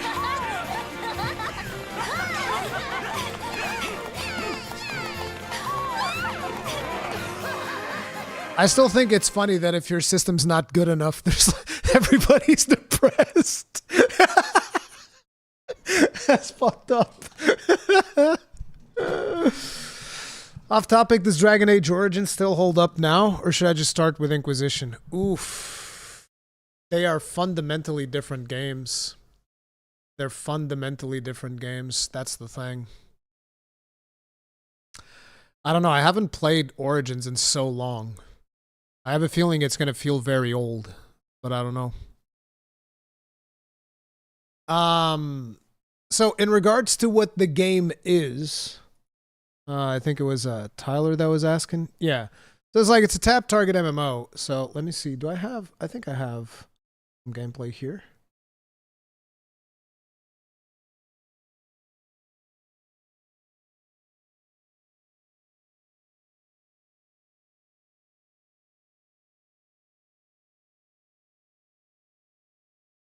God damn. Really? Oh, here we go. Look at this. This is the new character that I made. You guys see this? So this is just like a stream that I did a while back of me playing through like the story. Let me see. Can we improve on this a little bit? Yeah. See, it's like you accept quests by talking to these NPCs and whatnot, and then you go and you kill stuff usually. And then there's like a massive story around it, which is a really good story, by the way. Like, I think the story is really good. But as you can see here, we're just wandering through the world, and I'm trying to find like a specific enemy to go kill. Actually, oh, I'm such a noob, dude. What am I doing? I don't even have a mount yet. Wow, this was really early. You eventually get a mount, which lets you like travel faster. I was trying to see if I could get to some combat gameplay. But there's a ton of story stuff. Oh, and in this one, I transform myself into a Lalafell. We're Lalas now. We're all Lalas now. What is this? Is this a dungeon or something? Oh, this is like one of the starting missions. Bro, did I already kill that thing? That was really fast. Okay, yeah, see? So you select this guy and you attack him, and there's like a bunch of skills. So right now you're supposed to do this skill and then that skill, and that's it. You just like you press buttons, shit happens, you kill this guy, then you go do more quests. But it's tap targeting, which means you have to select each target individually, and then you also have a skill for AoE targets. Said you want to go with that. This was a long time ago. The game is very different now, I feel. Well, not super different, but like the abilities that you would have at this level, I think you'd have more. Ruri Lala. I like Lalas, man. Lalas are cool. Wait, that's not... Damn it.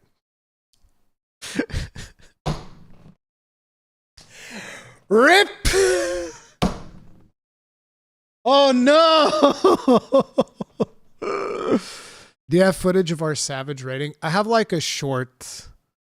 I have a short... let's see.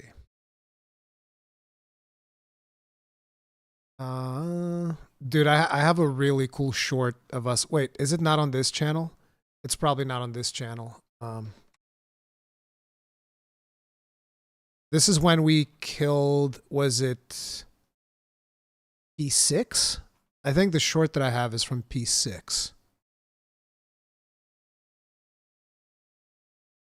Yeah, here it is. Holy shit, that's got 120,000 views? What the fuck? I did not know that. This thing has 120,000 views. That's crazy. Where's the audio for this? Hello? Hello, YouTube? What the fuck? Dude. Shorts are so fucking weird. YouTube, play this video, motherfucker. What the fuck are we doing? I can't even get a video to play. It's too much to ask. That's not the right video.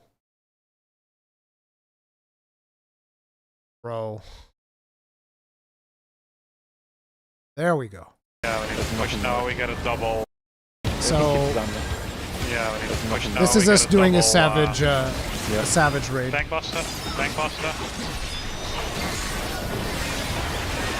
Hearts if you have them back. Wait. Raid fine. Yes, raid was new raid. Yeah. 30 seconds? We We got got one one more more. after that. Okay, push him. Go, go, go. I'm off attacking. Kessler's auto-attacking. Come on! Push, push, push. Push! Please! Please! Please! Yeah! Please look great. Please. Oh yeah! I think it's done. That's what savage rating is all about right there, dude. Oh yeah, the music is also top tier. That's the other thing. So many good music. So much good music, yeah. It's 126,000 views of Rui trying to get the video to play. Exactly. That's exactly what it is. Oh man. But yeah, the game is absolutely phenomenal. The game, I can't recommend it enough. Like, listen, when it comes to Final Fantasy XIV, this is what I will always say. and that is that it is the single best story that I've ever experienced in any piece of media. This is not going to be the case for everyone, but for me, for every single story I've ever seen, whether that's a movie, a book, or a video game, nothing tops Final Fantasy XIV. But it's also because of the way in which the story is told, because the fact that it is told over a long period of time.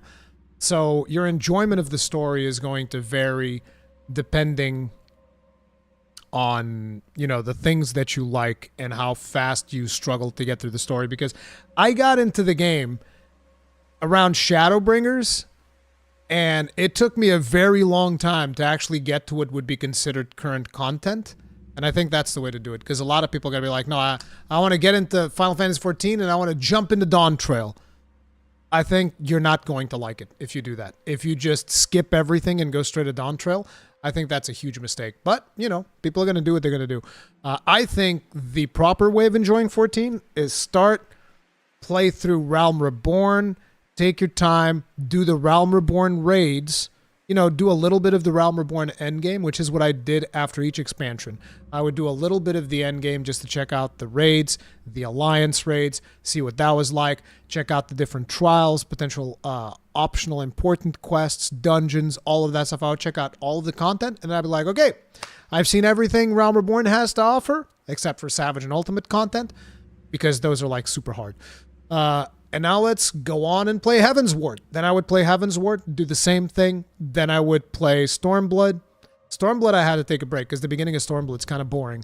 But then I did Stormblood, and then I went to Shadowbringers, and I absolutely fucking loved it. It's amazing. Shadowbringers is my favorite one, by far.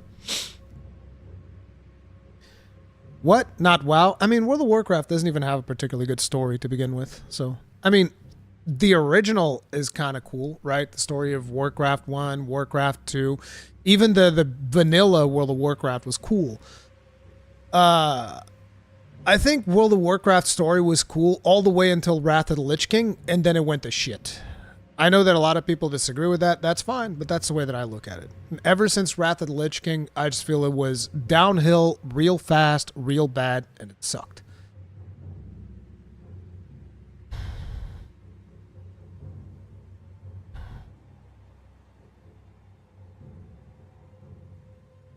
Ruri, there is only one recommendation is need. Just say you gave a Monster Hunter YouTuber a new addiction. Yeah, I fucked up Gaijin Hunter, didn't I? I fucked them up. I ruined people are still mad at me for that. They're never going to let it go. Just wait until I take Ratatoskr away from you too. Just wait! I'm going to get him. I'm going to get Ratatoskr too. That's a promise.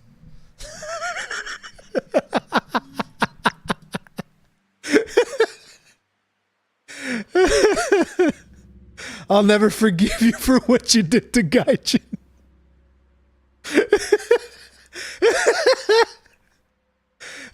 Just wait until right before Wilds remove all competition. Exactly. I'll get like the Eric's gaming team on it as well. I mean, look, I'm not going to be able to get the team from Eric's, you know, 2-6 in Paradise. I'm not going to be able to get them because, like, look, Paradise's girlfriend already plays 14 and he still doesn't play it. So if his girlfriend can't convince him to play, I can't win. I can't win. Maybe I'd be able to convince Paradise. I don't know if he's played it. But yeah, I got Eric's to try it out at one point. I was doing dungeons with him and whatnot. Threaten the community with corrupting YouTubers in Final Fantasy XIV. They'll threaten me with a good time. You're going to have to convince Zeostorm to play Monster Hunter. I mean, that'd be cool, but Zeostorm is getting Metroid, so I don't think that's happening. Didn't he convince you to play Soul Sacrifice? Galmir, I'm going to need you to expand on that one. Please expand on what you just said. Tell me exactly what you mean. Who convinced who to do what? You're in the hot seat now, sir. I'm waiting.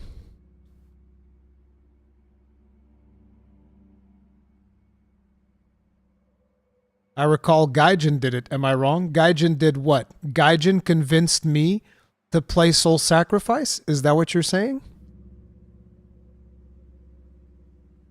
We're gonna have to go full screen for this. Is that what you're saying, Galmir?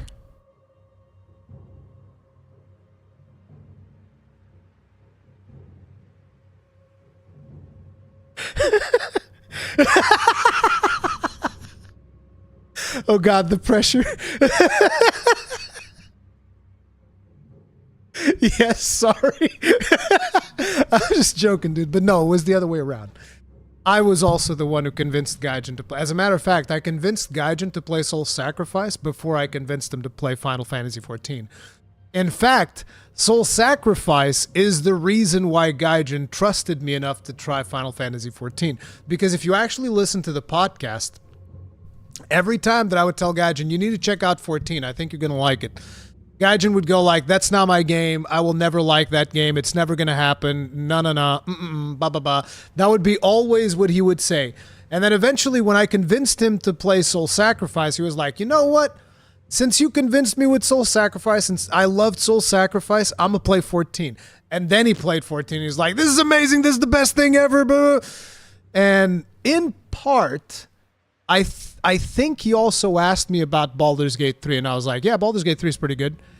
And then he went into that one as well. And recently I got him into Remnant 2. And yeah, it's but because, you know, it's just one of those things, right? You have your friends, and I like to try and get my friends to play games that I enjoy. It's basically the whole foundation of this channel, except that at scale, right? Which is like, I try to get people to check out the games that I like because I like those games and I feel like a lot of people like them, right? So for instance, if you look at the very first videos that I've done on this channel, they're Dark Souls videos. Actually, I think the first video might be Darksiders. I'm not sure. But the whole point of it was to eventually become, to teach people how to get into Souls, right? If I go to videos and I go to oldest, yeah, the first couple of videos are Darksiders, but it's like very early you go into Dark Souls. See, this is when I start trying to tell people it's not that hard. You know, you can play it, it's fine. And you know, it's just a bunch of Dark Souls. There's a little bit of MMO stuff in the mix and whatnot. See, I actually tried playing Skyrim. There's some Skyrim stuff in there as well. Kingdoms of Amalur. But fundamentally, it was mostly just Dark Souls. Oh, I played this one as well, Malicious. Malicious is pretty cool. I like that. I play the crap out of that. But yeah, you know, that was kind of like the basis, just like, hey, check out these cool games that I play. It's really cool. I think you guys would like them. That was it. That was the basis of the whole channel. It's like, I think you guys will like these cool games. Oh, man. Speaking of which, Outer Wilds, idiot. Yeah, I need to get on that at some point.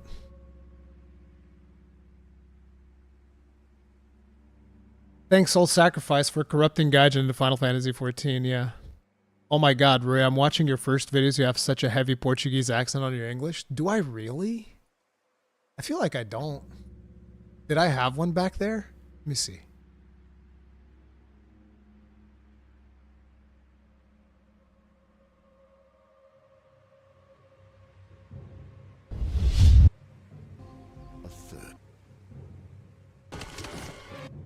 But how can you possibly say no to a God of War clone? It's not that bad. So starting right up, I played just a little bit just to get used to the controls. I'm using one of my PlayStation controllers to play this because, I mean, this is obviously a game that's designed to be played with a controller. I don't want to be a pessimist, but I would say that Heaven seems to be losing.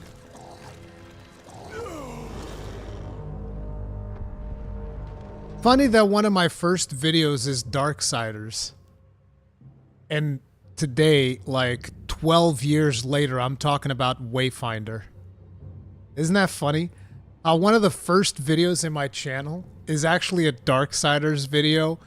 And nowadays, I'm talking about Wayfinder. It's almost like I really like this art style, you know? For those of you that don't know, the guy who created the art style and, you know, the overall vibe of Darksiders is the same guy that works on Wayfinder. I meant in your work. Okay, the Ruri Unleashed has even earlier videos, so that's not fair. I'm not going back to that one. Yeah. Can you upload your review of OG Demon Souls and Dark Souls to your YouTube channel too? I don't have one. I don't have a review of those games. I don't think I've ever reviewed them because at the time I didn't know how to make reviews. I just knew how to, you know, I'll play the game, I'll record it, and I'll talk about it. That was it. I wasn't really doing content. It was just like, hey guys, I'm playing this game. It's real cool. Check it out. That was the content. There are no coincidences. Yeah. Review time. Yeah, let me go ahead and review the original Dark Souls.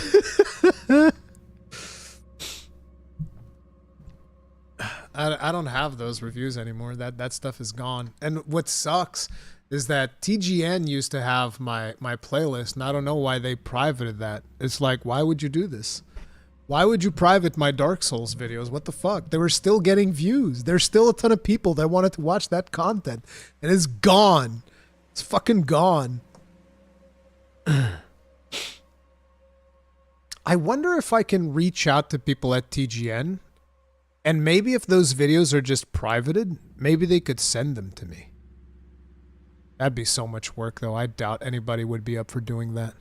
If they would just unlist them and give me the links, then I'd be able to just download the shit. I'm a binge watch all of your oldest Ruri Unleashed videos. Please don't. Don't do that. You really shouldn't. What is Ruri talking about? What is the theme? Theme of what? I was talking about how my old playthroughs of Dark Souls are in the TGN channel and now they're gone.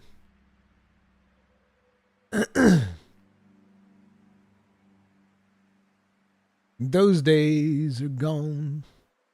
Like, see, my original playthroughs of Dark Souls would actually be here.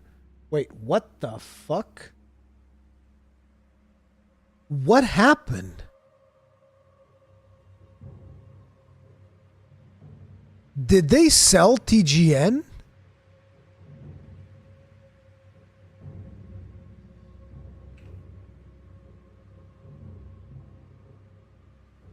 They sold the TGN channel.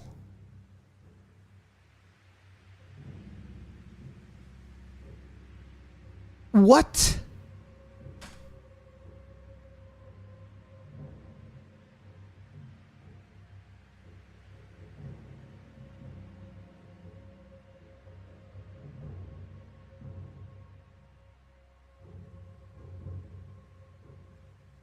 There's TGN World of Warcraft, but this was a secondary channel that we did.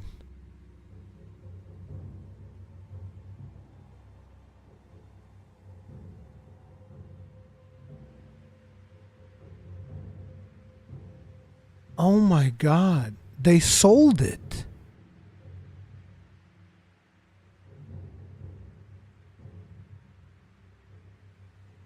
They sold the TGN channel to the Rizzler.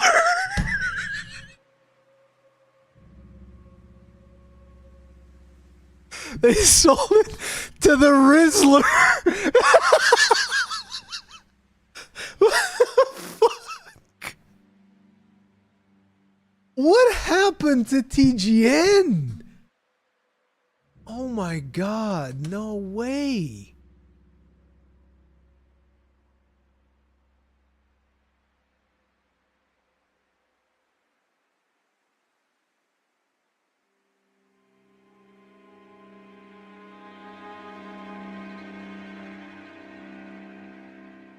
Yeah, this was the channel.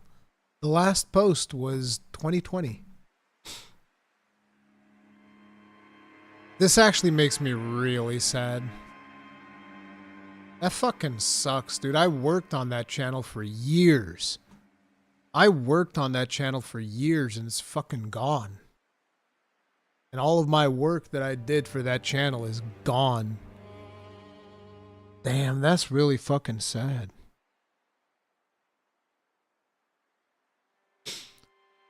That is really fucking like there was so much content in that channel. You guys have no idea the amount of content that was in that channel. Jesus Christ.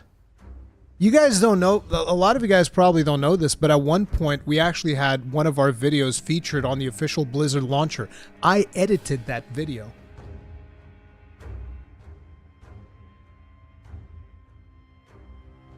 I found some videos about your DS plays in one channel, Chris Fulton. Chris Fulton? The fuck?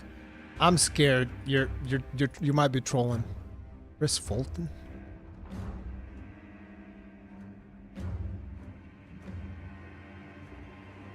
Nah, that doesn't seem right. Found you through that channel? Could it be Chris Voltsis?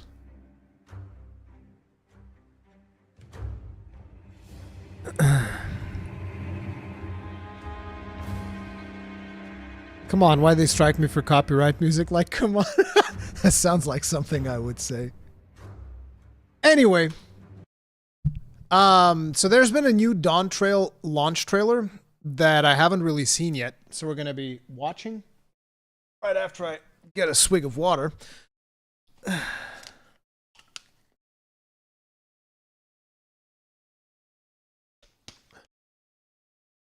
Oh, you found me through TGN. Yeah.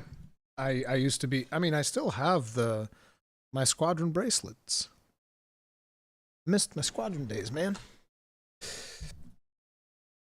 As I was saying, so there's been a new Dawntrail launch trailer that I hadn't watched yet. I know that I'm super late to watching this, but I saved it to watch on stream with you. With you. Let's go. Let's check it out.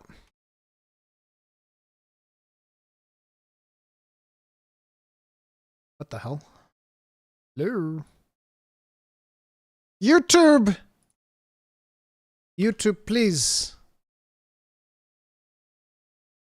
Trailer, please. Okay.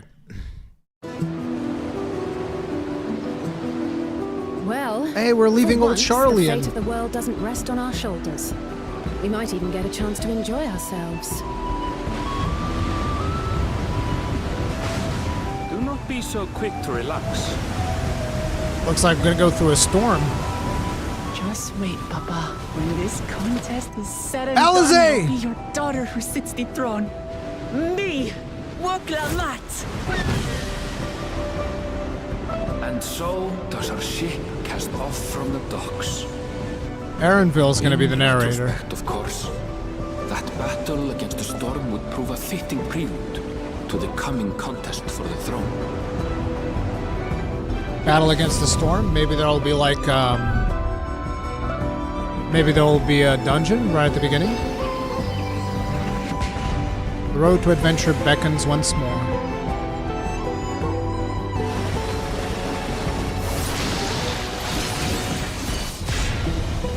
Oh god. Not muscle cactuar. You four will compete in the rite of succession. Estinian! The outcome of which will decide who takes my place as Dawn Serpent. We are blessed siblings, the ultimate chosen. Our nation can change for the better. I am bound to no one. Woklamat, protector of peace and soon-to-be Dawn servant. A waste of time. I can always take what I need later. These cutscenes are looking Our spicy. nation is a fortress, and its people the bricks with which it is built. It is through embracing innovation that we will usher Tuli Yolal onto a more prosperous future. Color with the hearts and minds of a diverse people. At Journey's End, the legendary City of Gold. Lived as gods, never aging. Dude, never the detail. dying, free from hardship and conflict. All this time, It was here, the city of gold. The City of Gold is a technological potential Allegan thing.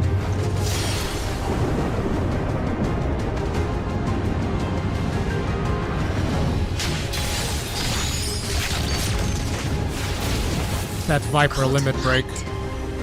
Could it be?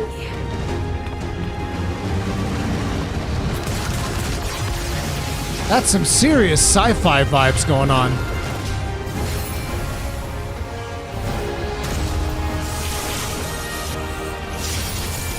Are you prepared to answer the call? Much about the key remains shrouded in mystery. I love the Western City, dude. What in the world is that?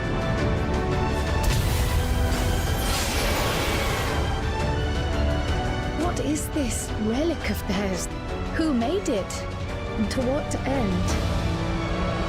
I will be the next Dawn servant, and I'll protect my people's happiness to the last!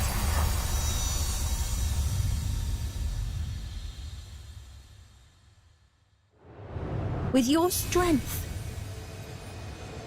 could you have held fast to that which is dear without sacrifice?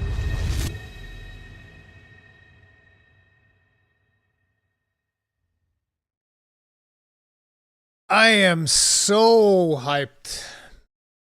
I am so hyped, dude. This is Hype City, straight up. I am absolutely ready for this. So, a couple of things. Obviously, the new engine is looking friggin' gorgeous. I think that the new... Bro, I swear, YouTube is just being a piece of trash. I think that the improvements that they're doing to the cinematics, you can definitely tell that the cinematics are looking way better than they have in the previous titles. This is something that we've been seeing throughout, not Endwalker, but like even throughout the patches of Shadowbringers, the patch content, you can start seeing the cinematics improving quite a bit. And throughout Endwalker, they've also improved. And this looks way better than anything that we've seen before. And a really cool thing that I like about this is that it does feel like a reset in a lot of ways. You still have the Scions, which is one of the things that a lot of people are like, oh, I thought we're done with the Scions or whatever, right? But everybody's in a completely new place. You're not going around, the other locations that you visited before and that are mentioned in the story of the game and all of this stuff. You're going to a completely new place. So it's going to have that fresh sense of adventure. So in a lot of ways, it is going to feel almost like a new game, I feel. And I think that's really cool. It's the beginning of a new story for it. And I think that is super exciting because, like I said, this, Final Fantasy XIV, the story of this game is my favorite story of all time. So I'm curious to see where they take it next.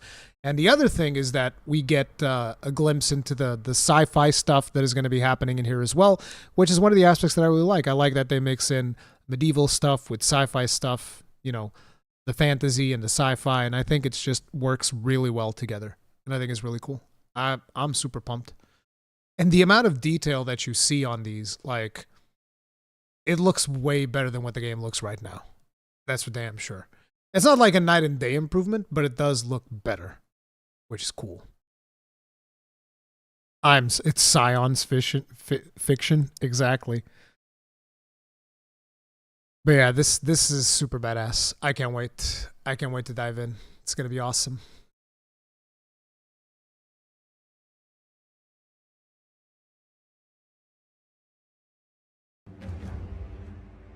When 14 released on Xbox, I wanted to try it out. My husband wasn't going to.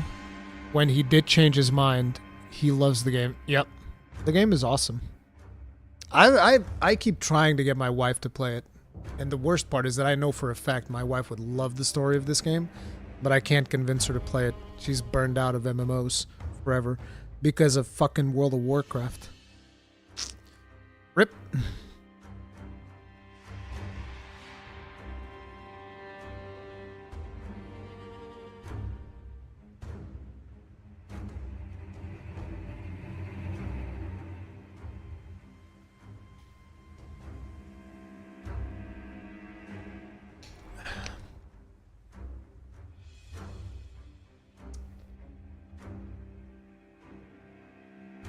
I'm actually still undecided as to what I'm going to main. Because I really like what they showed for the warrior, but at the same time, I like my character having a sword and shield, and at the same time, I'm super curious about what Gunbreaker is going to feel like, which makes me very, very indecisive. But I kind of want to stick to Paladin still. Rory, you didn't get an invitation for Media Tour? No. I only started Final Fantasy XIV because of you, and I'm surprised I'm as invested as I am in the game. It's pretty bitchin'. Yeah, it's amazing.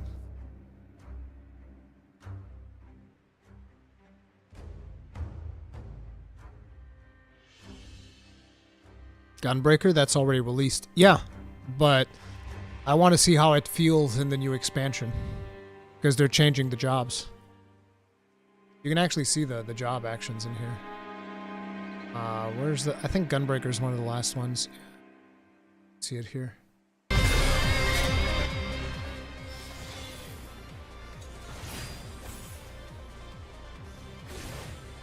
Zeno said that the new gap closer feels very slow.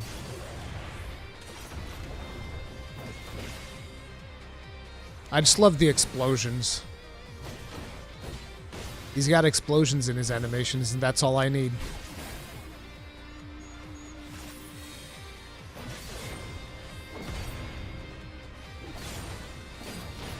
See, this is what I like. I like explosions. It's that simple. Gunbreaker is going to be slightly better. I still think that fundamentally the overall flow of the Paladin is what suits me better. And they're doing a lot of improvements to that as well. But I really like what that looks like. Like, you saw that last move? I think that's the Lionheart combo. Like, look at this. Boom, boom, boom, boom. Slice. It looks really good with the Gunblade. I mean, you guys do know that one of the reasons why I got into Gunlance is because I had this very romantic notion of the Gunblade from Final Fantasy VIII. That's the main reason why I started playing Gunlance in Monster Hunter. So like, oh man, there was this other weapon in a game that I really like. It was called a Gunblade. I want to play the gun weapon. That sounds like fun. Warrior is still the best tank. Oh yeah, it 100% is. But I'm not planning on doing Savage content, so I don't think it matters that much. Because like, I already know that I don't have enough time to dedicate to Savage.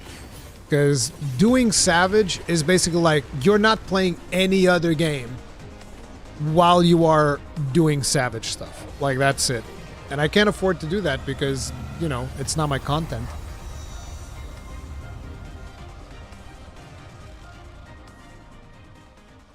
Where's Paladin? Paladin. Dude, Paladin and Warrior are also looking so good. Dark Knight is not my vibe. Paladin got like the least amount of stuff though. It's just overall quality of life improvements, but it makes sense because they had like a full rework and Endwalker. Ruri ignored the most important content type. I didn't ignore it. I played, oh, you mean housing? Or like RP? I did like some tea house RP. I didn't do any ERP though. Jumping puzzles? No, whoa, what do you mean I ignored jumping puzzles? I did the Kugane Tower. I did Kugane Tower and I landed on the little pole afterwards. I did that. What do you mean ignored the content? No, I did Kugane Savage. You and Gaijin got married for ERP, exactly. The one turnoff from Paladin is precisely shit like this. Like, I don't like this animation right here. Not this one, this one. Holy Spirit. This is like one of our most damaging attacks. Not the most damaging. The most damaging is obviously the big sword, the, what do they call it? Sword works or whatever the fuck. That's the, but this is like a really high potency attack. And I just don't like the way it looks. Like a little snowflake pops up in front of you. It's like, eh. You know? I don't like that. That's the one thing that I like about the Paladin. Because the rest of it I dig. Like, I dig this, I dig this. I don't like this next one. This move I don't like. I don't like this animation. It pisses me off. Because, like, the animation that you get... Because the way that Final Fantasy XIV works, right? is your abilities change as you level up. So the ability that you had before this one was way cooler. It was called Rage of Aloni or Rage of Alon. I don't know how to pronounce it. And basically your character just goes up to the mob and goes like slash, slash, slash, slash, and then a big slash at the end, an explosion. And it's way better than this fucking twirly bullshit that he does now. Like, look at this twirly nonsense. Like, what the fuck is this? Are you a paladin or a dancer? Like, fucking spinning in the air. Like, what the fuck is that? No. Lame. Rage of Alone was way better. Way better.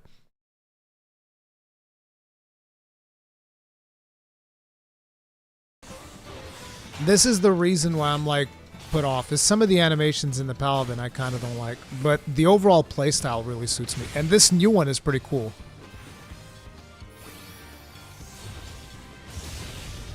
That's the new Requiescat. Passage of Arms. This is badass. But by the way, this is another one of the downsides of the Paladin. Like, this ability is super powerful, right? Wait, let me show you.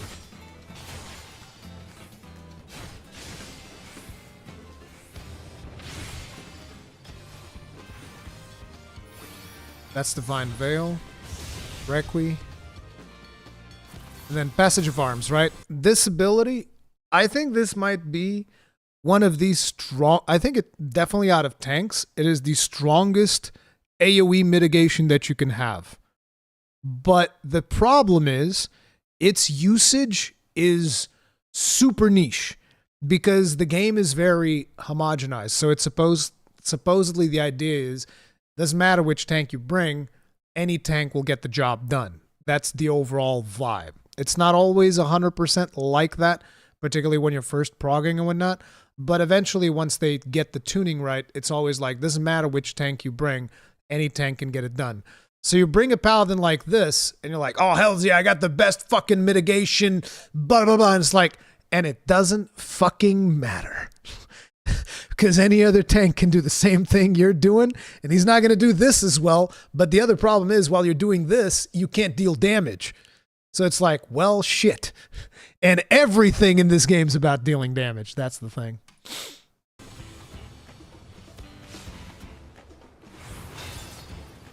This is the thing that deals the most damage on the Paladin. This combo right here, the Confetti combo. Blade works. Ohm. And there's a new one. And I didn't like the final animation on this one. Warrior, on the other hand, look at this. Look at this. Look at this beast.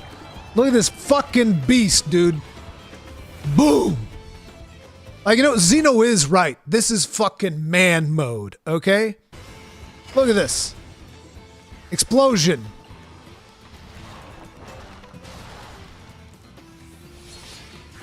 Decimate. I think this is the new tank ability. Fell Cleave! Fell Cleave! Fell Cleave! That's all you need! Fell Cleave! Carlito, thank you very much for becoming grossly with us for 13 months. Tip of the hat, appreciate support. Thank you. It is insane how much management can destroy the good work of devs. I think you might be watching the stream under the delay, but yes, I agree. I know, look at this. Boom! Big fucking explosion. That's a new ability. Like, you see what I mean? That's what I'm talking about. Fucking boom! Slam the axe in the ground. Let's fucking go. Boom! Primal Rend, and then the follow-up to Primal Rend. Boom! These are some fucking proper animations. Look at that. That's a thing of beauty. Look at it. That's the thing. That's the biggest disappointment about the Paladin is that, you know, oh, I get snowflakes. And then you look at the warriors like, I make a fucking volcano come out of the ground. It's like, bro. It's so good. Look at it. When I saw that, I was like, what is that? I need it. Look, it goes from Fell Cleave. Slam into the ground. Watch the slam.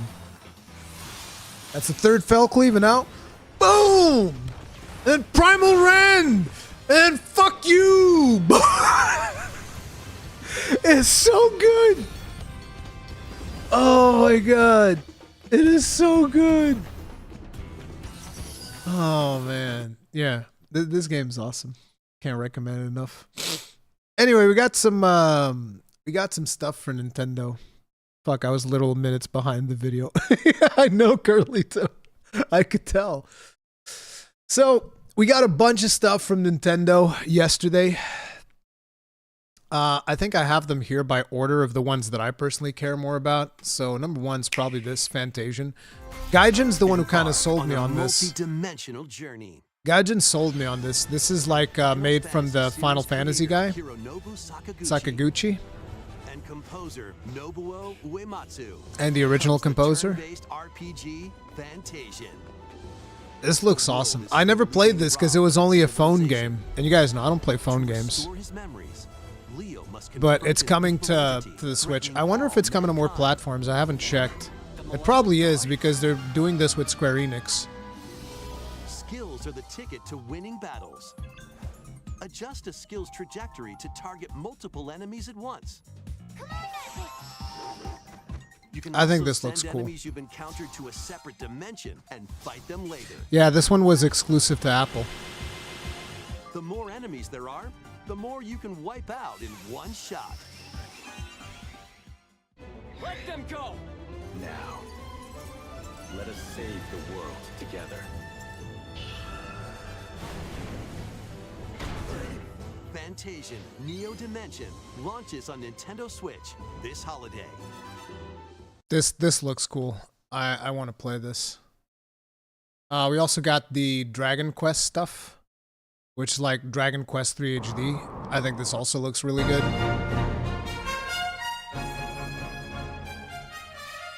I've never played the original Dragon Quests, so it could be interesting to go back and revisit those. And I like these HD 2D remakes and stuff. Memorable encounters. Perplexing challenges. You get to play Sokoban. And formidable monsters I don't know how many of you guys even know what Sokoban is. It's an old-ass PC game. RPG remade in HD 2D. But yeah, this is another one of the things that they announced that I thought was pretty cool. This one took me right back, dude. This one took me right back to my arcade days. When I first saw this shit, Marvel vs. Capcom. Bro.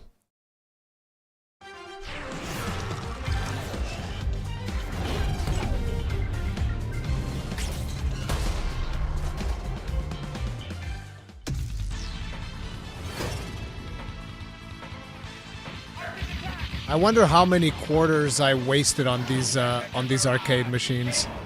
Berserker Barrage, Drill Claw, Berserker Barrage. I was always playing Ryu and Wolverine. That was my combo.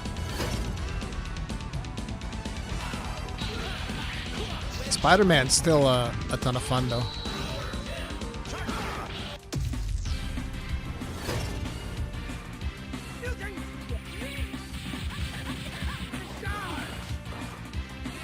I wish they did some of those crazy things that they do with emulation, where they actually make the graphics look a little bit nicer. I don't think they'll do that.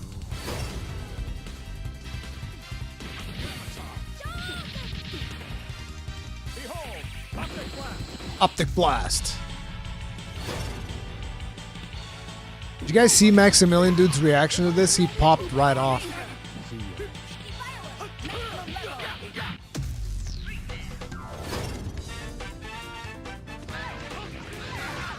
The stage is 3D. SB Scarecrow, thank you very much for being gross this for 18 months. Tip of the hat. Appreciate the support. Thank you. And the Punisher was another one. Like, the one thing missing was Cadillacs and Dinosaurs. Who owns Cadillacs and Dinosaurs actually? Because like this, I used to play Cadillacs and Dinosaurs right next to the same machine that had the Punisher. Who owns this? It's Capcom. Is Capcom really gonna put out the Punisher? And they not gonna put out Cadillacs and Dinosaurs? They own it. What the fuck? Capcom, please. Cadillacs and Dinosaurs. Come on, man.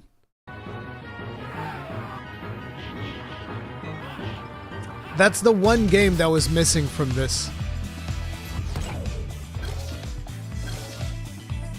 Still, the Punisher was legit.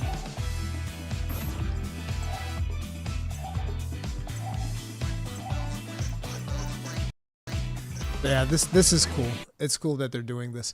Now we also had this new Zelda game where you actually play as Zelda, which is one of the most innovative things I've ever seen in a Zelda game. Is the fact that, wait, it's a Zelda game and you actually play as Zelda? You don't just play as Link?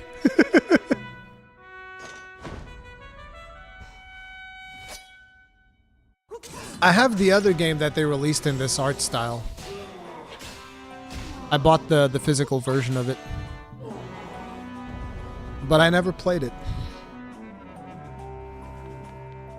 The Legend of Link. Yeah, I agree. This should be called The Legend of Link.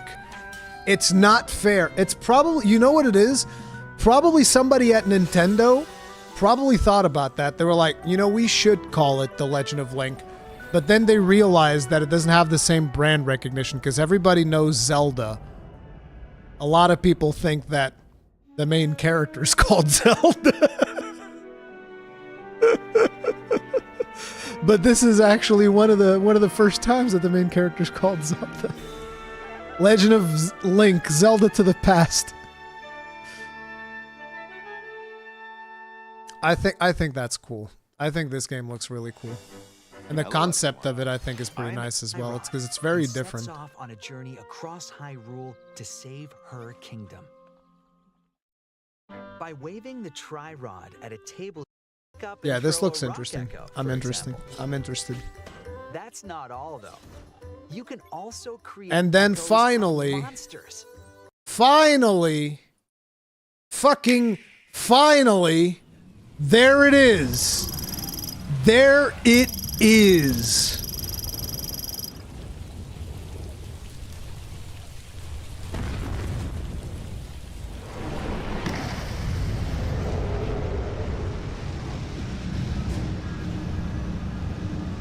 Metroid 4. Metroid Prime 4.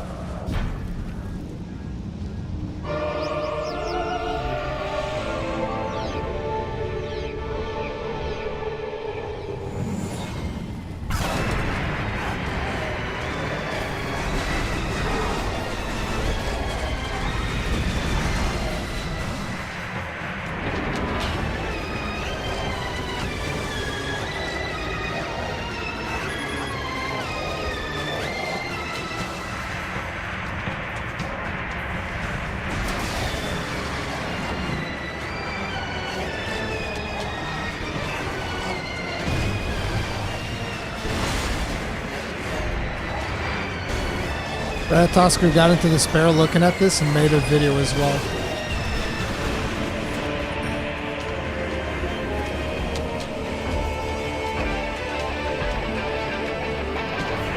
I love the guitar pickups at the end there.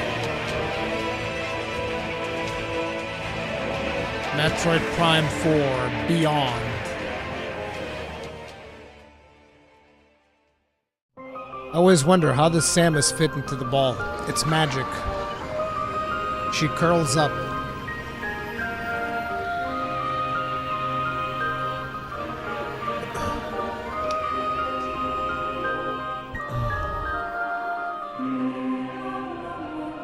So wait, why is he upset about this?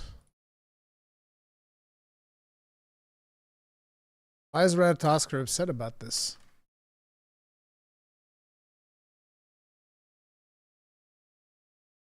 There's not going to be any more classic Zelda games. This is the only thing I have here. There's nothing here about Metroid. Oh, you were probably talking about The Tale of Not Zelda. Okay, never mind.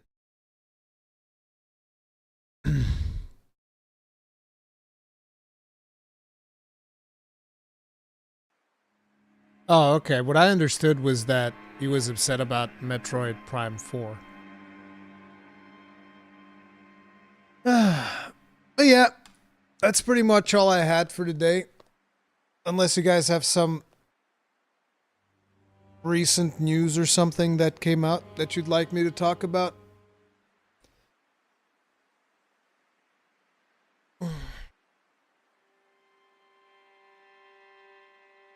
I'm upset we can't have classic 3D Zelda. You mean like, what's it called? Ocarina of Time? Extends his videos with unsub and unbelt. Yeah. Not all of them, but some. Mario and Luigi game? That's not really my thing. Although if they localize it, I'd probably play that with my kid. Are the bosses in the Elden Ring DLC good? Yes.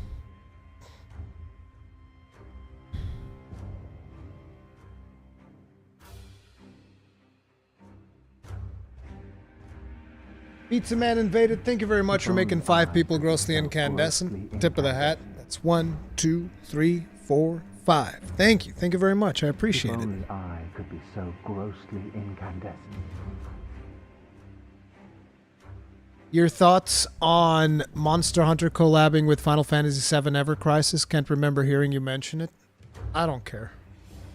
It's like, look, there already exists a Monster Hunter mobile game. It's not my game. I don't really like those types of games, so, you know, it is what it is. But fundamentally, I just want the mainline games. That's what I want. So if they're doing collabs with another mobile game, I don't care. Rurikhan, if it weren't for verticality, would it be safe to say that the DLC is as big as Limgrave to Lindell? What do you mean Limgrave to Lindell? The path? That's just like Liurnia? Is it as big as Liurnia? Is that what you're trying to say?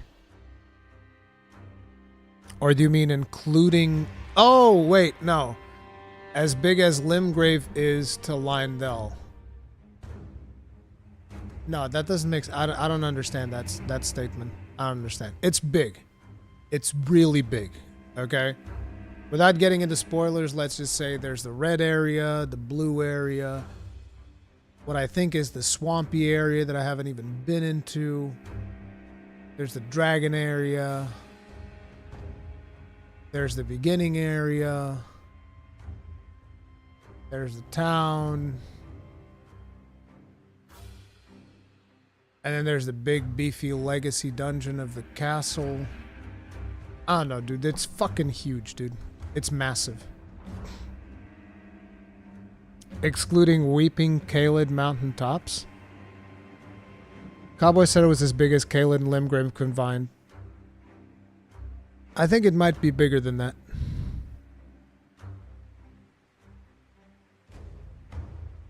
And then again, I don't know. Caelid's pretty big. So yeah, I think Limgrave plus Caelid is kind of like an okay description. Yeah.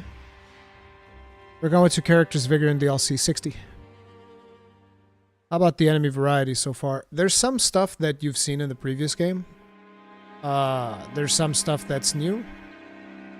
I think it's fine. Can't wait to see the new incantations. One reviewer can't remember the name, seems to be blown away by the incantations. I don't even use spells. In my playthrough, there's no spells. There's just Ashes of War. You have Let's Play episodes recorded? Yup. Yup. As a matter of fact, the second I end this stream, I'm going to go back to editing them. I would pay $60 for it, given the size people say it is. It would be worth it too, but they priced it fairly.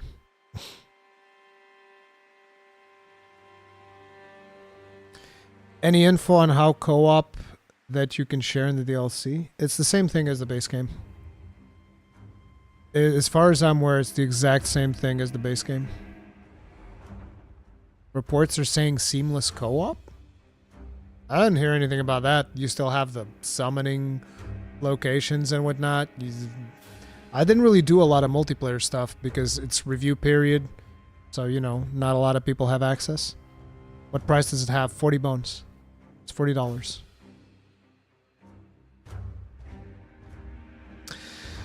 But anyway, guys, that's going to be it for now. If you guys enjoyed the stream, hit that like button, subscribe, bell notification icon, all of that usual stuff. Thank you all very much for the support. I'm going to put my nose to the grindstone, Gonna bang out those Let's Play episodes, and I'll hopefully try and see if I can finish the game, because I still haven't finished it because I've been too busy. But yeah, thank you all. I love you guys. Thank you very much for hanging out with me today, and I'll see you guys in the next one, all right? Stay strong. Stay safe. Peace out.